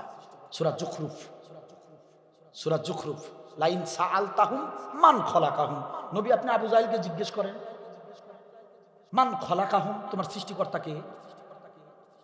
লা ইয়াকুলুনাল্লাহ, আবু জেহেল বলে সৃষ্টিকর্তা আল্লাহ। সুবহানাল্লাহ বলবেন না? কুল মাইয়ারযুকুকুম মিনাস সামাই ওয়াল আরদ, হে নবী আবু জেহেল আর আবু লাহাব জিজ্ঞেস করেন মাইয়ারযুকুকুম মিনাস সামাই ওয়াল আরদ, আসমান থেকে জমিনে যে রিজিক দেয় উনি কে? রিজিক দাতা কে? আবু জেহেল। আপনারা বলেন কেন? আবু জেহেল দেখেন না কি বলছে, ফাসায়াকুলুনাল্লাহ, অতঃপর আবু জেহেল বলল ওইটাও আল্লাহ। সুবহানাল্লাহ বলবেন না? সৃষ্টিকর্তাও আল্লাহ, রিজিক দাতাও। ও কি কি ভাবছেন আবু জেহেল? কি ভাবছেন আবু জেহেল? আবু জেহেল, হ্যাঁ আবুল হাকাম, ঠিক আছে। আবু জাহেল, ইসলাম না মানার কারণে আবু জাহেল, সেটা বলছি না। প্রিয় ভাইরা, কি মনে করছেন যে আবু জাহেল কাফের ছিল? আপনারা যে হিসেবে বুঝেন কাফের। আবু জাহেল বুঝলে, যদি আমি আপনাদেরকে বুঝাইতে চাই ভালো করে, আপনারা আমার মতোই মুসলমান ছিল। কথা কি বুঝতেছেন? এটা অনেকে বোঝে না। আপনার আমার মতোই মুসলমানদের ভিতরে কিছু মুসলমান আবু জাহেলের চেয়েও খারাপ। কথা কি বুঝতেছেন? আবু জাহেলকে আপনি কি মনে করেন? আল্লাহরে বিশ্বাস করে, রিজিক দাতাও বিশ্বাস করে, সৃষ্টিকর্তাও বিশ্বাস করে। কথা বুঝতেছেন না? আমি তো চা খাই না প্রিয় ভাই। প্রিয় ভাইরা শোনেন, আপনাদের খারাপ লাগছে না? আচ্ছা, আর 15 মিনিট কথা বললে কষ্ট হবে। শোনেন, আবু জেহেল সৃষ্টিকর্তা হিসেবে আল্লাহকে মানলো, রিজিকদাতা হিসেবে আল্লাহকে মানলো, তাহলে ও কাফের কেমনে রে ভাই? ও তো আপনার আমার মতো মুসলমান। সম্মানিত ভাইয়ের আমার, আপনি সৃষ্টিকর্তা হিসেবে আল্লাহকে মানলেন। প্রিয় ভাইরা, যদি মানতে পারলেন, আপনি রবকে মানতে পারছেন, ঠিক আছে। ও আমার ভাইরা, যদি আপনারা রিজিকদাতা হিসেবে আল্লাহকে মেনে নিতে পেরেছেন, তাহলে রব হিসেবে মানতে পেরেছেন। একটু আওয়াজ দিয়ে বলেন তো, রিজিকদাতাকে? আল্লাহ। ঠিক তো, রিজিকদাতা আল্লাহ। রিজিকদাতা যদি আল্লাহ হয়, তাহলে যে মুসলমানেরা সুদ খায়, তাহলে তার রিজিকদাতাকে একটু জবান খুলে বলেন। আপনার আমার রিজিকদাতা যদি আল্লাহ হয়, আপনি আমি কিছুতেই সুদের কারবার করতে পারি না। রিজিকদাতা আল্লাহ, এটা যদি আপনি বিশ্বাস করেন, কারো লক্ষ টাকা পড়ে থাকলেও আপনি সেটা গ্রহণ করবেন না। কারণ আপনার মনে তো বিশ্বাস, আমার রিজিকদাতা আল্লাহ, আমি যত কষ্টেই থাকি আর যেভাবেই থাকি, আমার রিজিকের ব্যবস্থা উনি করবেন। অন্যের টাকা, অন্যের হক আমি কিছুতেই নষ্ট করব না। তাহলে তো বোঝা যেত আপনার রিজিকদাতা আল্লাহ। আপনি 5 ওয়াক্ত নামাজও পড়েন, আবার তলে তলে সুদের কারবার করেন। শাহজাদপুরে এরকম সুদের কারবার নাই? আছে, আছে। শাহজাদপুরে থাকলেও নন্দলালপুরে এরকম সুদের কারবার নাই? আছে, আছে। নামাজি ব্যক্তি আছে এরকম। প্রিয় ভাইয়েরা আমার, মসজিদ কমিটির ক্যাশিয়ার মসজিদের টাকা প্রতি মাসে জমা নেয় আর তলে তলে সুদের উপরে লাগায়। আমাদের রংপুরের দিকে আছে, আছে না? ও ভাই, থাকলে কি ওটা আপনাকে মাইকিং করে শোনাবে? ওটা তলে তলে তলের কাম করে। সম্মানিত ভাইয়েরা আমার, রিজিকদাতা যদি আল্লাহ হয়, তাহলে আপনি কেন ঘুষ গ্রহণ করবেন? ঘুষ তো নেওয়ার কথা নয়, দুর্নীতি করার কথা নয়। রিজিকদাতা যদি আপনার আল্লাহ হয়, ও প্রিয় ভাই, ছেলেকে 20 লক্ষ 30 লক্ষ টাকা ঘুষ দিয়ে আপনি কেন চাকরি নিয়ে দিলেন? রিজিকদাতা যদি আল্লাহ হয়, আপনি তো আল্লাহর উপরে ভরসা করতেন, প্রয়োজনে ছেলেকে পানের দোকান দিয়ে বসায় রাখতেন। বিএ পাস করে, মাস্টার্স পাস করে পানের দোকানদারি করলে লজ্জার কোনো বিষয় নয়, অটো চালালে লজ্জার কোনো বিষয় নয়, রিক্সা চালালে লজ্জার কোনো বিষয় নয়। কিন্তু যদি 20-30 লক্ষ টাকা ঘুষ দিয়া যদি চাকরি নিয়ে দেন, এটা বড়ই লজ্জার ব্যাপার। শুধু লজ্জাই নয়, বরং আপনি যে মুমিন নয় এটার তার বড় প্রমাণ। কারণ রিজিকদাতা যদি আল্লাহ হয়, আপনি কেন ঘুষ দিয়ে চাকরি নেবেন? কিছুতেই আপনি ঘুষ দিয়ে চাকরি নিতে পারেন না। আপনি যেহেতু ঘুষ দিয়ে চাকরি নেন, আবার চাকরিতে যাবার পরে ঘুষ গ্রহণ করেন, তার মানে বোঝা গেল অটোমেটিকলি আপনি আল্লাহকে রিজিকদাতা মানেন নাই। আল্লাহকে রিজিকদাতা মানবে যে অন্যায় অপকর্ম করবে না সে। খালি তো মুখে বলেন যে আল্লাহ রিজিকদাতা। ভাই, রিজিকে থাকলে হবে, মুখে মুখে খুব বলে আমাদের দেশের লোকেরা, কিন্তু গোপনে গোপনে তা নয়। দোকানদারি করতেছে, মাফে কম দিতেছে। আরে মিয়া, তোমার রিজিকদাতা যদি আল্লাহ, যদি বিশ্বাস হয়েই থাকে, তোমার ভালো করে মনে করে অন্তর যদি এই বিশ্বাসটা থাকে, তাহলে আমি কেন আমি একটা লোকের 2 টাকা আমি মার দিব? কেন আমি 100 গ্রাম গোস্ত কম দিব? কি কথা বলেন? তার মানে বোঝা গেল যে আপনি আল্লাহকে রিজিকদাতা হিসেবে মানেন নাই, আল্লাহর উপর ভরসাই নাই আপনার। হ্যাঁ, মুখে শুধু, অন্তরে নাই। 3 নম্বর রব শব্দের অর্থ আইনদাতা। আইন মানবেন কার? মুখে তো কইলেন আল্লাহর। এখন আইনদাতা হিসেবে আল্লাহকে মানতে গেলে যে কোরআনটাকে সংসদে নিতে হবে, এই জায়গায় কি করবেন? এখন বলবেন যে না, সংসদে নিব কেন আমরা? হ্যাঁ, মাদ্রাসা আছে, মাদ্রাসায় থাক, মসজিদে কোরআন আছে, ওখানেই থাক, আমরাই এমনি আল্লাহর আইন মানব। এটা যদি কন, তা জান দেখি আল্লাহর আইন মানেন। আমি 2-4টা আইনের কথা কই, যায় মানেন, আল্লাহর আইন মানেন। যান, এখন আপনি যাবেন, ঢাকা যাবেন, রাস্তার ডান পাশ দিয়া হাইওয়েতে যান, পারবেন? পারবেন? ওই 5-7 কিলো যাওয়ার পরে ইন্না লিল্লাহি ওয়া ইন্না ইলাইহি রাজিউন, কথা বলেন না কেন? পারবেন? আইন মানতে পারবেন? তাহলে আল্লাহর আইন যদি আপনি পরিপূর্ণ মানতে চান, তাহলে এই আল্লাহর আইনটাকে ওই মুজিবের বাকশালের 72-এর সংবিধান ছিঁড়ে ফেলাই কোরআনের সংবিধান দিতে হবে। কথা বলেন না কেন? আল্লাহকে আইনদাতা মানতে গেলে আগে তো আইন প্রতিষ্ঠিত করতে হবে। আইন প্রতিষ্ঠিত না করে আপনি কেমন আল্লাহর আইন মানবেন? খালি বললেই হবে নাকি? দেশে কত অপকর্ম হচ্ছে, অন্যায় হচ্ছে, অশ্লীল নাচ গান হচ্ছে, আপনি পারছেন বন্ধ করতে? পারছেন? আপনারা পারছেন বন্ধ করতে? পারবেন কখনো? কেন পারবেন না? দেশের আইনে নাই, আপনার কোরআনের আইনে আছে। এই যে নামাজ না পড়ে মোড়ে মোড়ে দোকানে যে হিন্দি সিনেমা দেখতেছে, নাটক দেখতেছে, দেখতেছে না? তো আপনি এই যে নামাজের সময় ওই দোকানপাটগুলো বন্ধ করে দিতে পারবেন? পারবেন? নামাজ যে ব্যক্তি পড়ে না তার শাস্তি দিতে পারবেন? দেন তো, দিতে যান না, শাস্তি দিতে যান। বেনামাজিরা ধৈরা আপনার না হাত পা ভাঙ্গা দিবে, ঠিক কিনা বলেন? বলবে যে মৌলবিগিরি করতে আইছো না। এই যে মাহে রমজান আসতেছে, আগামী মাস, কি তাই না? কয়দিন আছে আর বলেন? দেখেন 7-8 দিন মাত্র। আল্লাহুম্মা বারিক লানা ফি রজব ওয়া শাবান ওয়া বাল্লিগনা রমাদান। আমিন কোন, আমিন কোন। রাসূল সাল্লাল্লাহু আলাইহি ওয়াসাল্লাম এই মাহে রমজানের জন্য নিজের হায়াত চেয়েছেন আল্লাহর কাছে। কি গুরুত্বপূর্ণ একটা আমল রমজানের রোজা। ওরে মুমিন মুসলমান, দিল করো রওশান। ওরে মুমিন মুসলমান, দিল করো রওশান। বছর ঘুরে এলো আবার এই মাহে রমজান। বছর ঘুরে এলো আবার এই মাহে রমজান। সারা বছর করলে যে পাপ, আজ চেয়ে নাও সেই সবের মাপ। সারা বছর করলে যে পাপ, আজ চেয়ে নাও সেই সবের মাপ। তাওবা করে চলে আসো, তাওবা করে ফিরে আসো, দিল করো রওশান। বছর ঘুরে এলো আবার এই মাহে রমজান। ওরে মুমিন মুসলমান, দিল করো রওশান।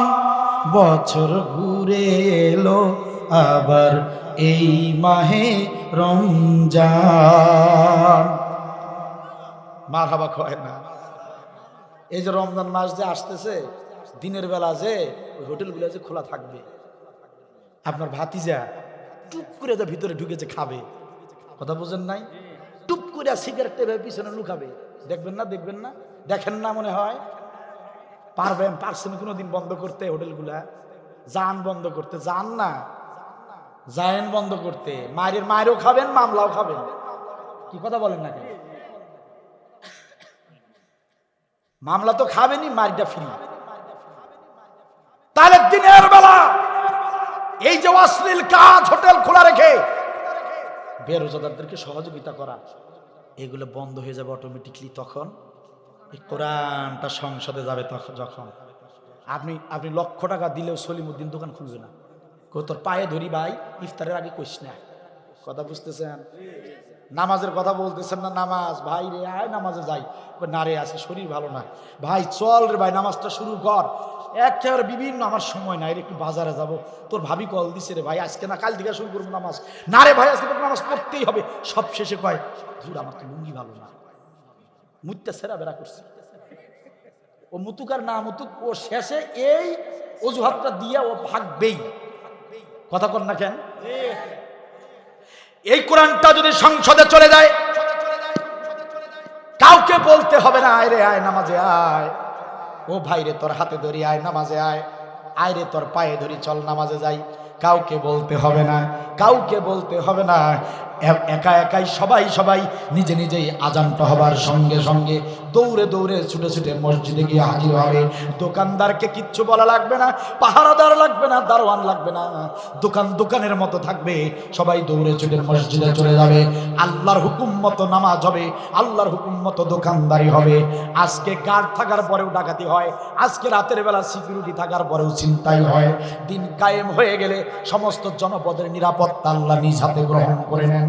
তখন আপনি দোকান খোলা রেখে, দোকানদার নাই, তবুও কেউ চুরি করার মতো কাউকে খুঁজে পাবেন না। সিসি ক্যামেরা লাগবে না, কোনো পাহারাদার লাগবে না। সবাই ভাববে নিজে নিজে আমরা এক একজন দায়িত্বশীল। কথা কি বুঝছেন? অনুভূতিটা চলে আসবে ইসলামে, অনুভূতিটা ইসলামী মূল্যবোধ তৈরি হবে, ইসলামী মূল্যবোধ তৈরি হবে। বুঝছেন কথা? এই জন্য দিন কায়েম করাটা হলো সবার আগের কাজ। দিন কায়েম হলে আল্লাহকে আইনদাতা হিসেবে মানা যায়। কথা কি বুঝছেন? তাহলে রব হিসেবে মানতে গেলে আল্লাহর আইন প্রতিষ্ঠিত করতে হবে। এইবার তো বলবেন যে ওই যে শুরু করছে, এটা জামাত ইসলামের বক্তা। হ্যাঁ বলবে না? হ্যাঁ বলেন, তাতে আমার কি? 16 বছর যা ইচ্ছা তাই করছেন, জামাতের বক্তা কইয়া কইয়া জেলে ঢুকাইছেন। তো কোরআনের সঙ্গে যদি জামাত ইসলাম মিলে যায়, কথা কি বুঝতেছেন? তাহলে এটা উনাদেরকে বলেন গায়ে, তোমরা জামাত না, তোমরা কোরআনের দল। কথা বলেন না? আরে আমরা কোরআনের বক্তা, এটা বলবেন। আমরা কার বক্তা? আমরা কোরআনের বক্তা। আমাদের সঙ্গে যদি কারো মেলে, কথা কি বুঝছেন? কথাটা তাদেরকে বলবেন যে তোমরা কোরআনের দল। তা না করে কয় যে জামাতের বক্তা। উল্টা হইল না কাজটা? আমরা কি উনাদের মতো বলতেছি না আমাদের মতো উনারা করে? আমাদের মতো মানে আমরা কোরআন থেকে কথা বলতেছি, কোরআনের মতো ওরা করে। কথা বলেন না? জামাতের বক্তা হয়ে যায়, ইসলামী কথা বলে, কোরআনের কথা বলে। আমরা কোনো দলের পক্ষে কথা বলতে আসছি? দলের বিপক্ষে বলতে আসছি? বিএনপিরা আমাদের ভাই, জামাত ইসলামের লোকেরা আমাদের ভাই। আওয়ামী লীগ কি পর? হ্যাঁ, ওনারা ভাই না? নাই, এখানে নাই ভাই বেরাদাররা? আছে না? আছে না? কোনো ভয় নাই, আমরা আছি। কথা বলে রাখেন। পালাইছে কি? পালাইছে আপনাদের গ্রামের ভাইরা পালাইছে? ওনাদের পুতুলের মা পালাইছে। ওনারা পালায় নাই কেন? আপনাদের সাহসে আছে কি? ঠিক না? কারণ আমরা তো ভাই ভাই। আমরা কি ভাই ভাই? তো যেহেতু আপনারা এখনো আছেন, প্রিয় ভাইয়েরা, আমার ভুল করছিলেন, তওবা করে ইসলামে চলে আসুন। না জেনে না বুঝে কাউকে সাপোর্ট দেওয়াটা ঠিক হয় নাই আপনাদের। তো না বুঝে যখন করেই ফেলছিলেন, ওই গুনাহের ভাগী আপনি হয়েন না। পুতুলের মায়ের গুনার ভাগে আপনার হওয়ার কি দরকার? আপনি তওবা করে আমাদের কাছে চলে আসেন। ইসলামের সব দরজা খোলা আছে, ঠিক কিনা বলেন? সম্মানিত ভাইরা আমার, 4 নম্বর অর্থ উপাস্য। উপাসনা করব কার? সাজদা করব কার? 5 নম্বর রব শব্দের অর্থ মালিক। একটু বলেন, জান প্রাণের মালিক তিনি কে? তাহলে এই 5টা বিষয়ে মানলে রব মানা হবে। আর রবকে যদি মানতে পারি, 1 নম্বর আমলটা হয়ে যাবে। আল্লাহর কাছে ওয়াদা করেছি, আল্লাহ তোমাকে রব হিসেবে পৃথিবীতে মানব। এই 5টা জায়গায় যদি মানতে পারি, 1 নম্বর আমল হয়ে যাবে। আল্লাহর ওয়াদা আমরা পূরণ করতে পারবো। চিৎকার দিয়ে বলেন সুবহানাল্লাহ। 2 নম্বর আমল হলো গোলামেরা শোনো। 2 নম্বর আমলটা বড় গুরুত্বপূর্ণ আমল। ও প্রিয় ভাইয়ের আমার, খুব সংক্ষিপ্ত আকারে 15 মিনিটের মধ্যে মোনাজাত দিয়ে দিব ইনশাল্লাহ। শুধু সরল তরজমাটা আপনাদেরকে শোনায় দেব। আল্লাহ রাব্বুল আলামিন বলেন, ও আমার গোলামেরা শোনো, ও আমার গোলামেরা শোনো, যদি তোমরা সপরিবারে জান্নাতে যেতে চাও, তাহলে তোমাদের জন্য 2 নম্বর আমল, ওয়াল্লাযীনা ইয়াসিলুনা মা আমারাল্লাহু বিহি আইয়ুসাল। আল্লাহু আকবার। আল্লাহ তাআলা বলেন, সপরিবারে যদি জান্নাতে যেতে চাও গোলাম রে, যে সম্পর্কগুলোকে আমি হালাল করেছি, যে সম্পর্কগুলোকে আমি হালাল রূপে অক্ষুণ্ণ রাখার নির্দেশ দিয়েছি, মজবুত করার নির্দেশ দিয়েছি, সেই সম্পর্কগুলো তোমরা ছিন্ন করো না। সম্পর্কগুলো আত্মীয়তার হক, প্রতিবেশীর হক, স্ত্রীর হক, সন্তানের হক, পিতা মাতার হক, এই হকগুলোকে ভালো করে আদায় করো, সম্পর্ক ছিন্ন করো না। সুবহানাল্লাহ বলবেন না? কি ভাবছেন যে এটা তো নরমাল আমল? না, নরমাল আমল না, অনেক কঠিন আমল। আত্মীয়তার সম্পর্ক নষ্ট করছেন না, বিনা হিসাবে জাহান্নাম। ভালো করে শুনে নেন, আত্মীয়তার সম্পর্ক নষ্ট করছেন না, লাভ হবে না, লাভ হবে না। ওই আত্মীয়ের কাছে মাপ চেয়ে নেন, যার সঙ্গে আপনি প্রতারণা করছেন, 2 নাম্বারই করছেন, সম্পর্ক ছিন্ন হয়ে গেছে, তার কাছে মাপ চান, নতুন করে সম্পর্ক জুড়ান। যদি না করেন, নামাজ, রোজা, হজ, যাকাত, ইসলামী আন্দোলন কোনোটাই কাজে লাগবে না। 40 বার হুকুম করেছেন আল্লাহ আত্মীয়তার হক, সম্পর্ক মজবুত করবার জন্য। কি ভাবছেন শুধু নামাজ, রোজা, হজ, যাকাতের নাম ইসলাম? না, 2 নম্বর আমল, আত্মীয়তার হক নষ্ট করা যাবে না। আত্মীয়তার সম্পর্ক, স্বামী স্ত্রীর সম্পর্ক, পিতামাতার সম্পর্ক, সন্তানদের সঙ্গে সম্পর্ক, সব সম্পর্ক মজবুত রাখতে হবে। নির্দেশ কার? আওয়াজ দিয়ে বলেন নির্দেশ কার? প্রিয় ভাইয়েরা আমার, আমাদের সমাজের অবস্থা দেখুন। খান সাহেবের বাড়িতে বিয়ে অনুষ্ঠান, 10টা গরু জবাই করেছে, 5টা খাসি জবাই করেছে। শাহজাদপুর থেকে ডেকোরেশন নিয়ে সুন্দর করে হাইওয়ে থেকে বাড়ি পর্যন্ত সুন্দর করে গেট করে সুন্দর সাজিয়েছে। রাস্তার সামনে বিরাট গেট, সেখানে লেখা শুভ বিবাহ। খান সাহেবের ছোট মেয়ের বিয়ে, খান সাহেবের ছোট মেয়ের বিয়ে। ও আমার ভাইরা কান খুলে শোনেন, বর্তমান অবস্থাটা দেখে যান। খান সাহেব শাহজাদপুর উপজেলা চেয়ারম্যান, সাবেক এমপি, সাবেক মেয়র, সাবেক মেম্বার, সাবেক চেয়ারম্যান, বিভিন্ন জনকে দাওয়াত করেছে। ঢাকা শহরের গার্মেন্টস কোম্পানির মালিক এক বন্ধু মানুষ, তাকেও দাওয়াত করেছে। প্রিয় ভাইরা আমার, রংপুরের একজন ডিসি, এক সময় এই সিরাজগঞ্জের ডিসি ছিল, সে এখন রংপুরে থাকে, তাকেও দাওয়াত করেছে। ও আমার ভাইরা, এলাকার ভিতরে মাতবর শ্রেণীর যে মানুষগুলো আছে তাদেরকে দাওয়াত করেছে, হাজিদেরকে দাওয়াত করেছে, এরকম ভিআইপি পারসন অনেক লোককে দাওয়াত করেছে, অনেক লোককে দাওয়াত করেছে। সুন্দর দামি দামি চিঠি পাঠিয়ে, খাম পাঠিয়ে তাদেরকে দাওয়াত দিয়েছে। ও আমার ভাইরা, একান্ত আপনজনের আমার, কিন্তু বাড়ির কাছে, নিজেদের বাড়ির কাছেই, একই গ্রামে বাড়ি, আপন ভাগিনা, নিজের বাড়ির পাশেই বাড়ি, ভ্যান চালিয়ে খায়। ভ্যান চালক ভাগিনাকে খান সাহেব দাওয়াত দিতে পারে নাই। সবাই দাওয়াত পেয়েছে, কিন্তু ভ্যান চালক, ও গরিব মানুষ সবার কারণে দাওয়াত দেয় নাই। প্রিয় ভাইয়েরা আমার, ওই ভ্যান চালক ভাগিনা ভ্যানটা নিয়ে হঠাৎ করে রাস্তায় যখন উঠেছে সকালবেলা, হঠাৎ করে চোখ পড়ে গেছে মামার বাড়ির ওই রাস্তার দিকে। তাকিয়ে দেখে বিশাল একটা গেট। ভালো করে তাকিয়ে দেখলো, সেখানে লেখা শুভ বিবাহ। বুঝতে বাকি নাই ভাগ্নের, আর বুঝতে বাকি নাই ওই যে ছোট্ট সোনামণি, ছোট বোনটার বিয়া।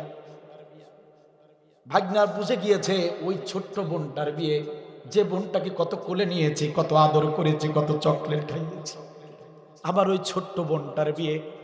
ভাগিনা ভাবলো, আহারে আজকে বিয়ের অনুষ্ঠান, অথচ আমাকে দাওয়াত দেয় নাই। আহারে আমাকে দাওয়াত দেয় নাই, আমি তার আপন ভাগিনা, অথচ আমি দাওয়াত পাই নাই।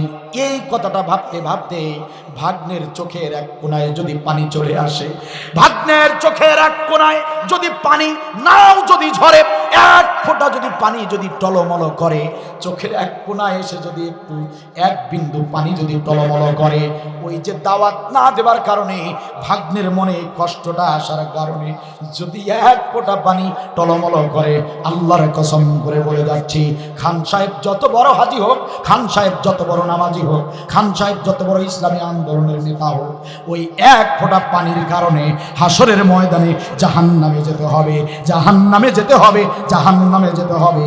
বাঁচার কোনো উপায় নাই। কি ভাবছেন? আমার সমাজের লোকেরা আরে এক শ্রেণীর লোকদেরকে গোশত পোলাও খাওয়ায়, দই খাওয়ায়, পায়েস খাওয়ায়, বিরিয়ানি খাওয়ায়, মিষ্টি খাওয়ায়। আবার দেখেন পাশের আরেকটা বৈঠক হচ্ছে, আরে প্রতিবেশী, তুমি আজকে মরলে সবার আগে যারা দাঁড় কুড়াল নিয়ে বাঁশ কাটবে, তুমি আজকে মরলে সবার আগে তোমার ওই প্রতিবেশী ভাইরা, ওই প্রতিবেশী চাচা জেঠারা সবার আগে দা কুড়াল নিয়ে তোমার কবরের বাঁশ কাটবে, তোমার কবরটা করবে, তোমাকে গোসল করাবে। সেই লোকদেরকে বসিয়েছ আরেক বৈঠকে, সেখানে ভাই গোশত নাই, গোশত থাকলেও সেখানে শুধু হাড্ডি আর ঝোল দিয়ে খাওয়ানো হচ্ছে, তাদেরকে ভালো করে খাওয়ানো হচ্ছে না, তাদেরকে ভালো করে মেহমানদারি করা হচ্ছে না, ঠাকরি কলাইয়ের ডাল দিয়ে তাদেরকে খাওয়ানো হচ্ছে। এক টুকরা গোশত দেওয়ার পরে আর গোশতের বাটি সেখানে দেওয়া হচ্ছে না, অথচ পাশের টেবিলে খান সাহেবের ভিআইপি লোকদেরকে এত বেশি খাওয়ানো হচ্ছে। খাইতে পারে নাই প্রত্যেকটা এমপি, মন্ত্রী, চেয়ারম্যান, ভিআইপি লোকগুলো অর্ধেক অর্ধেক থালাতে গোশতগুলো রেখেই হাত ধুয়ে ফেলেছে। এরা খেতে পারছে না, বেশি করে দেওয়া হলো। আর ওরাই হলো সবচেয়ে বড় হকদার। ওরা বছরে 2-1 বার গোশত খেলে খায়, না কিনে খেতে পারে না। ওরা ভ্যান চালিয়ে খায়, রিক্সা চালিয়ে খায়, প্রতি মাসে গোশত তাদের মুখে যায় না। যাদেরকে খাওয়ানো দরকার তাদেরকে তুমি খাওয়ালে না, আর যারা প্রতিদিন খায় তাদেরকে জোর করে দিয়ে তুমি গোশত নষ্ট করলে। আল্লাহর কসম করে বলে যায়, কাল হাসরের ময়দানে মিলায়ে নিন প্রিয় ভাইরা, ওই খান সাহেব এরকম যদি অবিচার করে কোশ্চিন কালেও জান্নাতে যেতে পারবে না। জান্নাত তো দূরের কথা, জান্নাতের ঘ্রাণ তাদের নাক পর্যন্ত পৌঁছাবে না। আল্লাহ তাআলা বলেন, আত্মীয়তার হক মজবুত করো।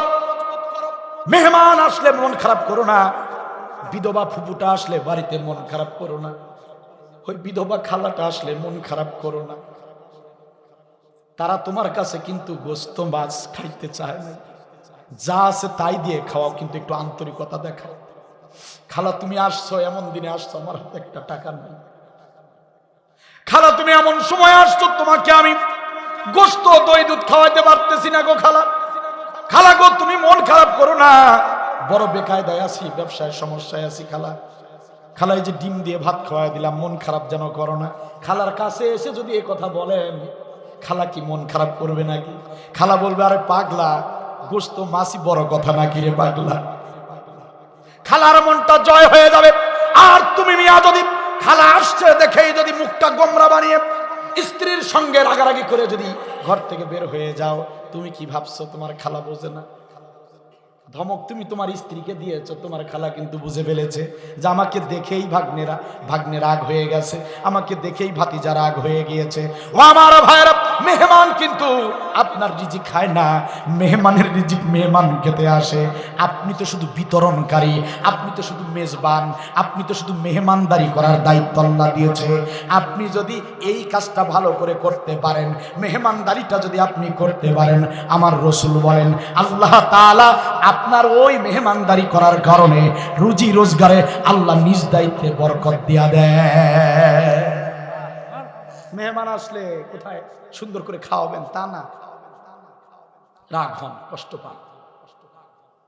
কি ভাবছেন নামাজের চাইতে ছোট আমল না? আর আমি নামাজ আপনি পড়ছেন, তিলাওয়াতে ভুল হয় না? তাসবিতে ভুল হয় না? 100-র মধ্যে সওয়াব পাবেন 40, 50, 60, 70। ওই ভুলগুলোর কারণে সওয়াব কমে যাবে। কথা কি বুঝতেছেন? আত্মীয়তার হক, অঙ্ক পরীক্ষা বোঝেন?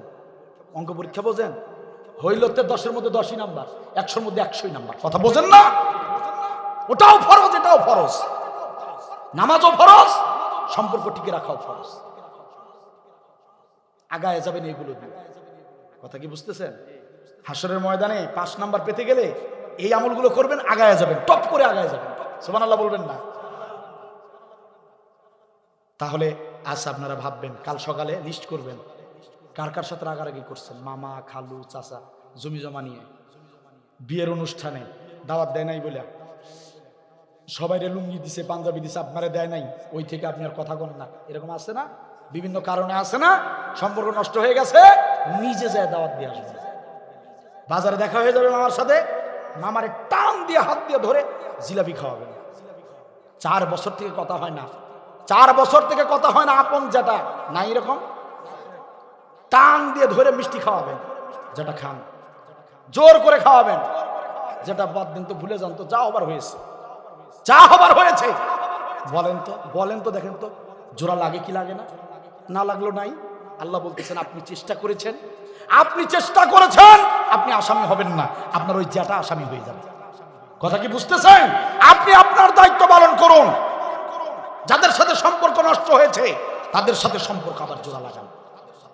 তারপর স্ত্রী, আপনি প্রতিবারই মাছের বড় মাথাটা আপনি নিজে খান, বউটার খাইতে ইচ্ছা করে না, আপনি জিজ্ঞান, বউ খাবা তুমি মাথা খাবা? বউ বলবে যে হ খামু। কোন তো দেখি বলবে, ফোন দিবা, বউ তোমার জন্য কিছু নিয়ে যাবো বাজার থেকে? না লাগবো না, এসে পড়ো, এটাই তো বলবো।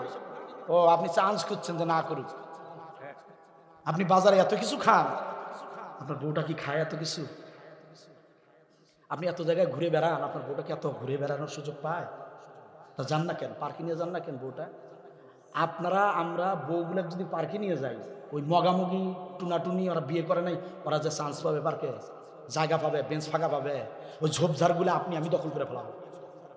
কথা বলে না কেন? এই মিয়া, বউ নিয়ে যদি আমরা পার্কে যাই, ও তা তো যাবেন না, পার্ক থাকে ফাঁকা, ওই মগামগি বগাবগি ওরা গিয়ে বসে। আসেন না আমরা একটা অভিযান চালাই, প্রত্যেক সপ্তাহে বাড়ির কাছে হোক দূরে হোক, সুবিধাজনক জায়গায়, যার যেখানে যেতে ইচ্ছা করে, কাছে দূরে সাধ্যের আলোকে, বউ নিয়ে প্রত্যেক সপ্তাহে একবার জানতো নিকটতম এক পার্কে। উপজেলা পার্ক আছে না? উপজেলা পার্ক তো আছে, যান না উপজেলা পার্কে যান, অভ্যাসটা চালু করেন, গুনাহ হবে মিয়া, কত যে সওয়াব হবে বুঝবেন না, হাজার হাজার কোটি কোটি সওয়াব হবে। বউকে নিয়ে যান পার্কে, যান, মাসে একদিন, মাসে 2 দিন, সপ্তাহে 1 দিন ঘোরেন। বউকে মাঝে মাঝে মাছের মাথাটা খাওয়ান, জোর করে পাতে তুলে দেন। কথা কি বুঝতেছেন? বউ ছাড়ে না, বলবেন যে না আজকে আমার মাথা খেতে ইচ্ছা করতেছে না, মাছের কথা শুনলেই মই মই ভাব হইতেছে, তুমি খাও তো এটা, আমি মাছ খাবো না আজকে। সিরিয়াসলি যখন বলবেন, বউ মনে করবো আসলে বোধ খাইতে পারবে না, তো খাই, আমি খেয়ে ফেলাই, ব্যাস খেয়ে ফেলবে। আপনি তো অভ্যাসী, মাছ খাওয়া তো ভুলেই গেছে বউ, আপনি যেভাবে খান মাথা, বউ তো মাছের মাথা খাওয়া ভুলে গেছে। তা কি সম্পর্ক কি টিকে রাখতে হবে না? আল্লাহ বলছেন এই কাজগুলো করো, কারণ স্ত্রীর সঙ্গে কি সম্পর্ক? হালাল সম্পর্ক। কি সম্পর্ক? হালাল সম্পর্ক। পিতা মাতার সঙ্গে সম্পর্ক মজবুত রাখতে হবে। বাবা মার সঙ্গে বিয়াদবি করছেন কারা কারা, হাত তুলতে বলবো না। এই রাতে যদি মারা যান, বাবা মার কাছে মাপ না চেয়ে যদি এই রাতে মারা যান, দোষ ভুল করছে বাপ মা, তাতে কি? বলবেন যে হুজুর বাপ মায়ের দোষ, আমার তো দোষ না, মাপ চাবো কেন? দোষ করেছে, বাপ মায়ের দোষ, তবু তোমাকে মাপ চাইতে হবে। পারবা? যদি পারো তুমি সপরিবার জান্নাতে যাবা, যদি না পারো সপরিবার মারাইছো, একা একাও জান্নাতে যাইতে পারবা না। যাও বাবা মার কাছে মাপ চাও, মাপ চাও বাবা মার কাছে। পায়ে ধরা লাগবে না, চ্যালেঞ্জ করে বললাম, পায়ে ধরার সুযোগ আপনি পাবেন না। যা মাকে শুধু একটা ডাক দেবেন, মা,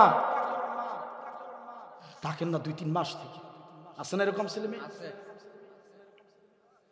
এই বউ আর মা, মহিলা মানুষের ভাই, এর তো ব্রেন অর্ধেক, কত অর্ধেক অর্ধেক। পুরুষ মানুষের সাথে এত বাজে, এই বউ আর শ্বশুরের সাথে বাজে, কথা বলে না কেন? বউ আর মার সঙ্গে বাজে, কেন বাজে জানেন? ওই হাফ হাফ, অর্ধেক অর্ধেক, ব্রেন নাই তো। একটাই যদি এরকম কয়, আরেকটা ওই রকম কয়, কইলে কয় যে দেখো এটা বউ না দাঁত জাল, এই আবার এটা শাশুড়ি না দাঁত জাল। কথা বুঝছেন? এই যে শুরু হয়ে গেল। বোঝে না যে দুইজনই কম বোঝে। কথা কি বুঝছেন? দুইজনই কি বোঝে? কম বুঝে, কারণ এরা অর্ধাঙ্গিনী হিসেবে আল্লাহ পাঠাইছে। সব অর্ধেক সম্পত্তি, আপনার বাপের সম্পত্তি আপনি যা পাবেন, আপনার বোন তা পাবে। কত পাবে? হ্যাঁ অর্ধেক, বলে না কত পাবে? ওই যে ওনারা মালও অর্ধেক। কথা বুঝছেন? এইটা তো বোঝেন না। তো ওই অর্ধেকের কারণে এই যে আপনি যে মাঝে থেকে বাবার সাথে মায়ের সাথে বিয়াদবি করে ফেললেন, ওগুলো সিরিয়াস নেবেন না। বউ আর মায়ের সঙ্গে যা হয়েছে না, সিরিয়াস নেবেন না। সিরিয়াস নিলে তো আপনি মাঝে মধ্যে আত্মহত্যা করতে চাবেন। বিশ্বাস করেন, সিরিয়াস নেবেন না। মাকে একটু গুলাপাম দিবেন, গুলাপাম বুঝেন? বউকে একটু গুলাপাম দিবেন। কথা বোঝেন নাই? গুলাপাম বোঝেন? এটা আমাদের এলাকায় বলে, মানে পাম একটু পাম পট্টি দিবেন। কথা বোঝেন নাই? দুইজনেরই দুই ভাবে মেকআপ করে রাখবেন, ম্যানেজ করে রাখবেন, সংসার ঠিক থাকবে। যদি সিরিয়াসলি নেন, আপনি ব্যবসা করেন, ব্যবসার চাপ, সংসারের অভাব অনটনের চাপ, এর মধ্যে আবার বাসার ভিতরে যদি এই বউ আর মায়ের ঝগড়া নিয়ে যদি আপনি চাপ নেন, আপনি শেষে বলবেন যে ভাই আমি আত্মহত্যা করব। নাউজুবিল্লাহ। কারণ মানসিক অশান্তি খুব খারাপ জিনিস। কি করবেন? মায়ের কাছে মাপ চাবেন। মায়ের কাছে মাপ চাইতে যান, পায়ে ধরতে দিবে না মা। আপনি শুধু মায়ের হাতটা ধরে বলেন যে মা আমাকে মাফ করে দিও, কইয়া শুধু পায়ের দিকে যাতে ধরেন, দেখেন আপনার মা কিভাবে আপনার সাপকে ধরে। যান বাবার কাছে যান, পা ধরতে দেয় নাকি? কি হবে? কি এমন শরম, কি এমন লজ্জা হবে বাপ মায়ের পা ধরলে, হাত ধরলে? জন্ম দিয়েছে কে? ছোটবেলা আপনার আঙ্গুল ধরে ধরে হাঁটতে শিখিয়েছে কে? সাইকেল চালানো শিখিয়েছে কে? বাজারে গিয়ে ওই যে জিলাপির দোকানে বসায় বলছে, বাবা খা, কত খাবি খা। কে বলছে? অন্য কেউ বলছে? ভুলে গেছেন সেদিন কথা, ভুলে গেছেন। হ্যাঁ, বউ আপন, বউকে পর করবেন না, বাবা মায়ের কথা, বউকে নির্যাতন করবেন না। কারণ স্ত্রীর সঙ্গে সম্পর্ক অটুট রাখতে হবে, এটাও নির্দেশ কার? এগুলো বোঝেন। আমাদের কিছু তরুণ প্রজন্ম আছে, বউরে খুশি করবার যে বাপ মা শেষ করে ফেলে, আবার বাপ মা খুশি করতে গিয়া বউরে হত্যা করে ফেলে, মেরে ফেলে। এদের কোরআনের জ্ঞান নাই, ইসলামের জ্ঞান নাই। আত্মীয়তার হক অটুট রাখুন। শুধু ইসলামী আন্দোলন নয়, ইসলামী আন্দোলনের প্রত্যেক কর্মীকে এই আমলগুলো সহিষ্ণুভাবে করতে হবে। তা না হলে আপনার ইসলামী আন্দোলনও আপনাকে বাঁচাতে পারবে না। বুঝলেন তো ইসলামটা কি, কোরআনটা কি? একটা ছাড়া আরেকটা হয় না, সবই মানতে হয়। মানতে গেলে সবই মানতে হয়। আল্লাহ বলেন সমস্ত আত্মীয়তার হক, বাবা মার সম্পর্ক, স্ত্রীর সম্পর্ক, সমস্ত সম্পর্ক যা আছে সবগুলোকে মজবুত করো। কয় নম্বর আমল? 2 নম্বর আমল। ওয়াদা পূর্ণ করো, মানে রব হিসেবে আল্লাহকে মানো, 1 নম্বর। 2 নম্বর হলো সমস্ত সম্পর্ক কি করো? মজবুত করো, শক্ত করো, ছিন্ন করো না, ভেঙে ফেলো না। 2টা গেল। আমল কয়টা? 3 নম্বর আমল। 3 নম্বর আমল দেখেন, আমি অর্থ শুধু বলে দিচ্ছি। 3 নম্বর আমল হচ্ছে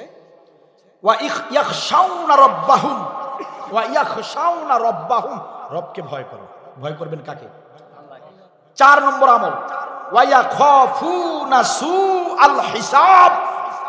হিসাবের দিনকে ভয় করো।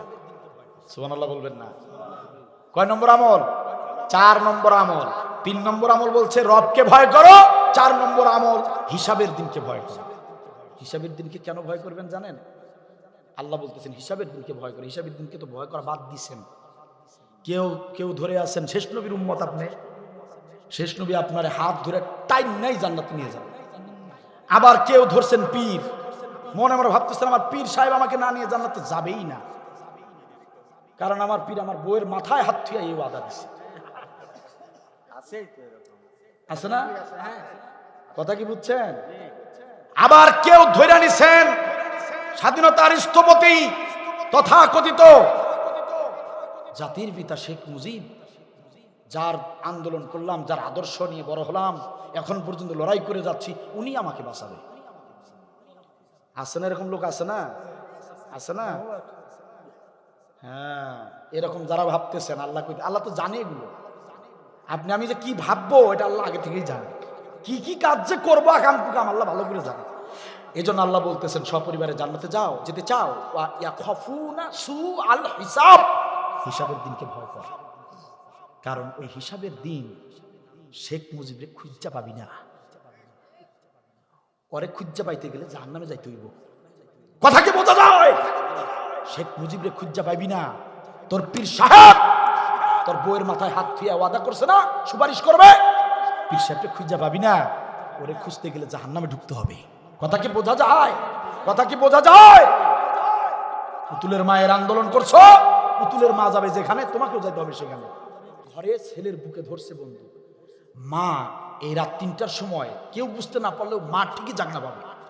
মা দৌড়ে এসে ছেলের ঘরে এসে যখন দেখছে বন্দুক ছেলের বুকে, মা কি করে? বন্দুকটা হাত দিয়ে টেনে ধরে মা নিজের বুকে লাগায়। কি অবাস্তব কথা বলতেছি? লাগায় বলে যে ডাকাত বাবাজি তুমি আমার মায়েরা বলো, আমার বাবাটারে মারো না। বলবে না? বলবে না? কি বলবে? অবশ্যই বলবে আমাকে গুলি করে মারো। বলে এই যে আসল বের করে দেবো, ডাকাত বাবাজি এই যে চাবি আছে না, কি কি লাগে তুমি সব নিয়ে যাও, আমার বাজানটারে মারো না। বলবে না? বলবে না? কে আছে? কে আছে মায়ের চেয়ে আপন? দেখান আপনি মায়ের চেয়ে জীবন দিয়ে ভালোবাসার মতো কে আছে? সেই মা, সেই মা। আর রাখেন আপনার পীর সাহেব, রাখেন আপনার শেখ মুজিব, সেই মা আপনার, সেই মা যে মা আপনার জন্য জীবন দিতে পারে পৃথিবীতে, সেই মা হাসরের ময়দানে আপনাকে দেখার পরেও বলবে তুই আমার ছেলে না, তুই এক কুলাঙ্গার, যা তুই পাপী। কে বলছে তুই আমার ছেলে? আপনি বিপদে পড়ছেন, বলছেন মা আমার তো নেক আমল নাই, মা একটু নেক আমল দাও, একটু জান্নাতে যাব।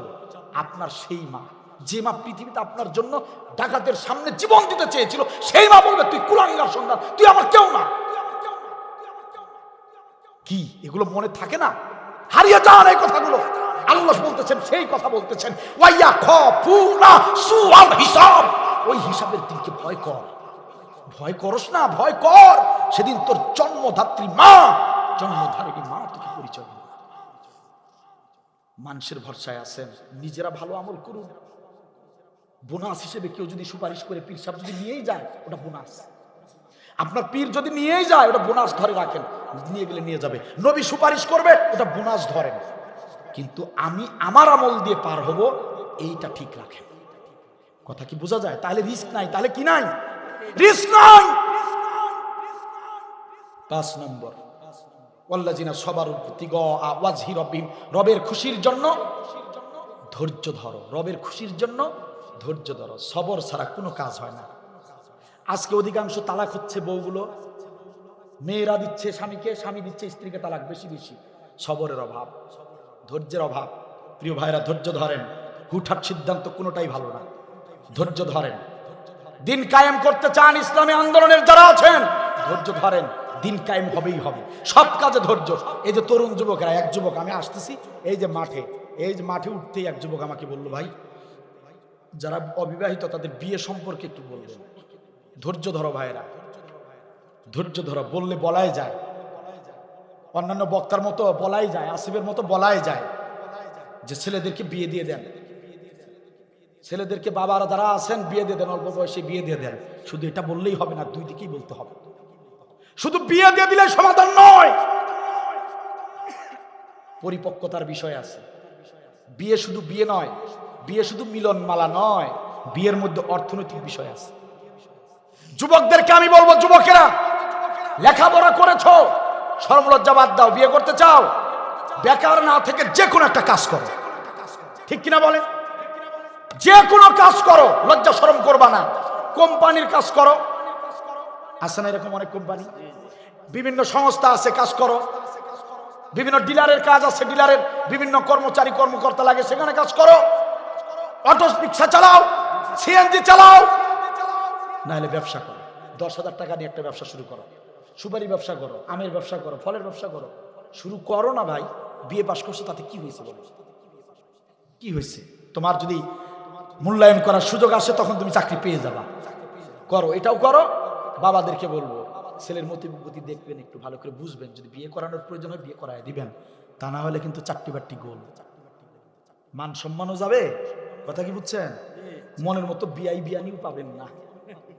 তার চেয়ে কি দরকার আছে, ছেলের মতিগতি বুঝে ভালো দেখে। হ্যাঁ, খুব খুশি হয়েছেন বিয়ানির কথা কইছি যে। হ্যাঁ, ওগুলো দেখে এখন বিয়ে দিবেন। কথা কি বুঝছেন? বোঝা যায়? যুবকদেরকেও কর্মসংস্থান তৈরি করতে হবে, আর আপনাদেরকেও বিবেচনা করতে হবে। ছেলে মেয়েদেরকে বিয়ের প্রয়োজন হলে বিয়ে দিয়ে দেন, গুনাহ থেকে বাঁচান। আল্লাহ তাআলা কবুল করুন, বলেন আমিন। এরপরে আমল কটা গেছে ভাই? 5টা গেছে। 6 নম্বর, 8টি আমলের মধ্যে 6 নম্বর, ওয়া আকামুস সালাহ, নামাজ কায়েম করতে বলছেন। কি করতে হবে? নামাজ কায়েম করো। আছে মুরাদ আছে একা একা নামাজ কায়েম করা? আছে? পারবেন? আলেমরা পারবে নামাজ কায়েম করতে? কেউ পারবে? নামাজ কায়েম করার আগে দিন কায়েম করতে হবে। দিন কায়েম হলে নামাজ কায়েম হবে। দেখছেন, আমি যে বলছি যে আয়াতে আয়াতে, আমি এর আগে একটা আলোচনা করছিলাম না জিহাদের। আপনি যেখানেই যান, যে বিষয়েই যান, ওই বিষয়ের মধ্যে একটা না একটা জায়গায় দেখবেন দিন কায়েমের শর্ত একটা লাগাই আছে। এই যেখানে দেখেন ডাইরেক্ট দিন কায়েমের কথা চলে আসছে। আকামুস সালাহ, নামাজ কায়েম করো। নামাজ কায়েম করার ব্যাখ্যা করতে গেলে এখন দিন কায়েমের ব্যাখ্যা করতে হবে। দিন কায়েম হলে নামাজ কায়েম হবে। তাহলে দিন কায়েমের আন্দোলন করার দরকার আছে না নাই? তাতে আপনাকে কে কি বললো দেখার বিষয় নাই। যারা দিন কায়েম করতে চায়, আমরা তাদের সাথে আছি। কথা বলেন না কেন? যারা দিন কায়েম করবে, আমরা তাদের সাথে আছি। যারা দিন কায়েম করতে চায় না, আমরা তাদের দিকে ঘুরেও দাঁড়াবো না, ঘুরেও তাকাবো না। ঠিক কিনা বলেন? এরপর আল্লাহ রাব্বুল আলামিন বলেন 7 নম্বর, ওয়া আনফাকু মিম্মা রাযাকনাহুম সিররাও ওয়া আলানিয়া, গোপনেও দান করো, প্রকাশ্যেও দান করো, তোমার বাপের সম্পদ না।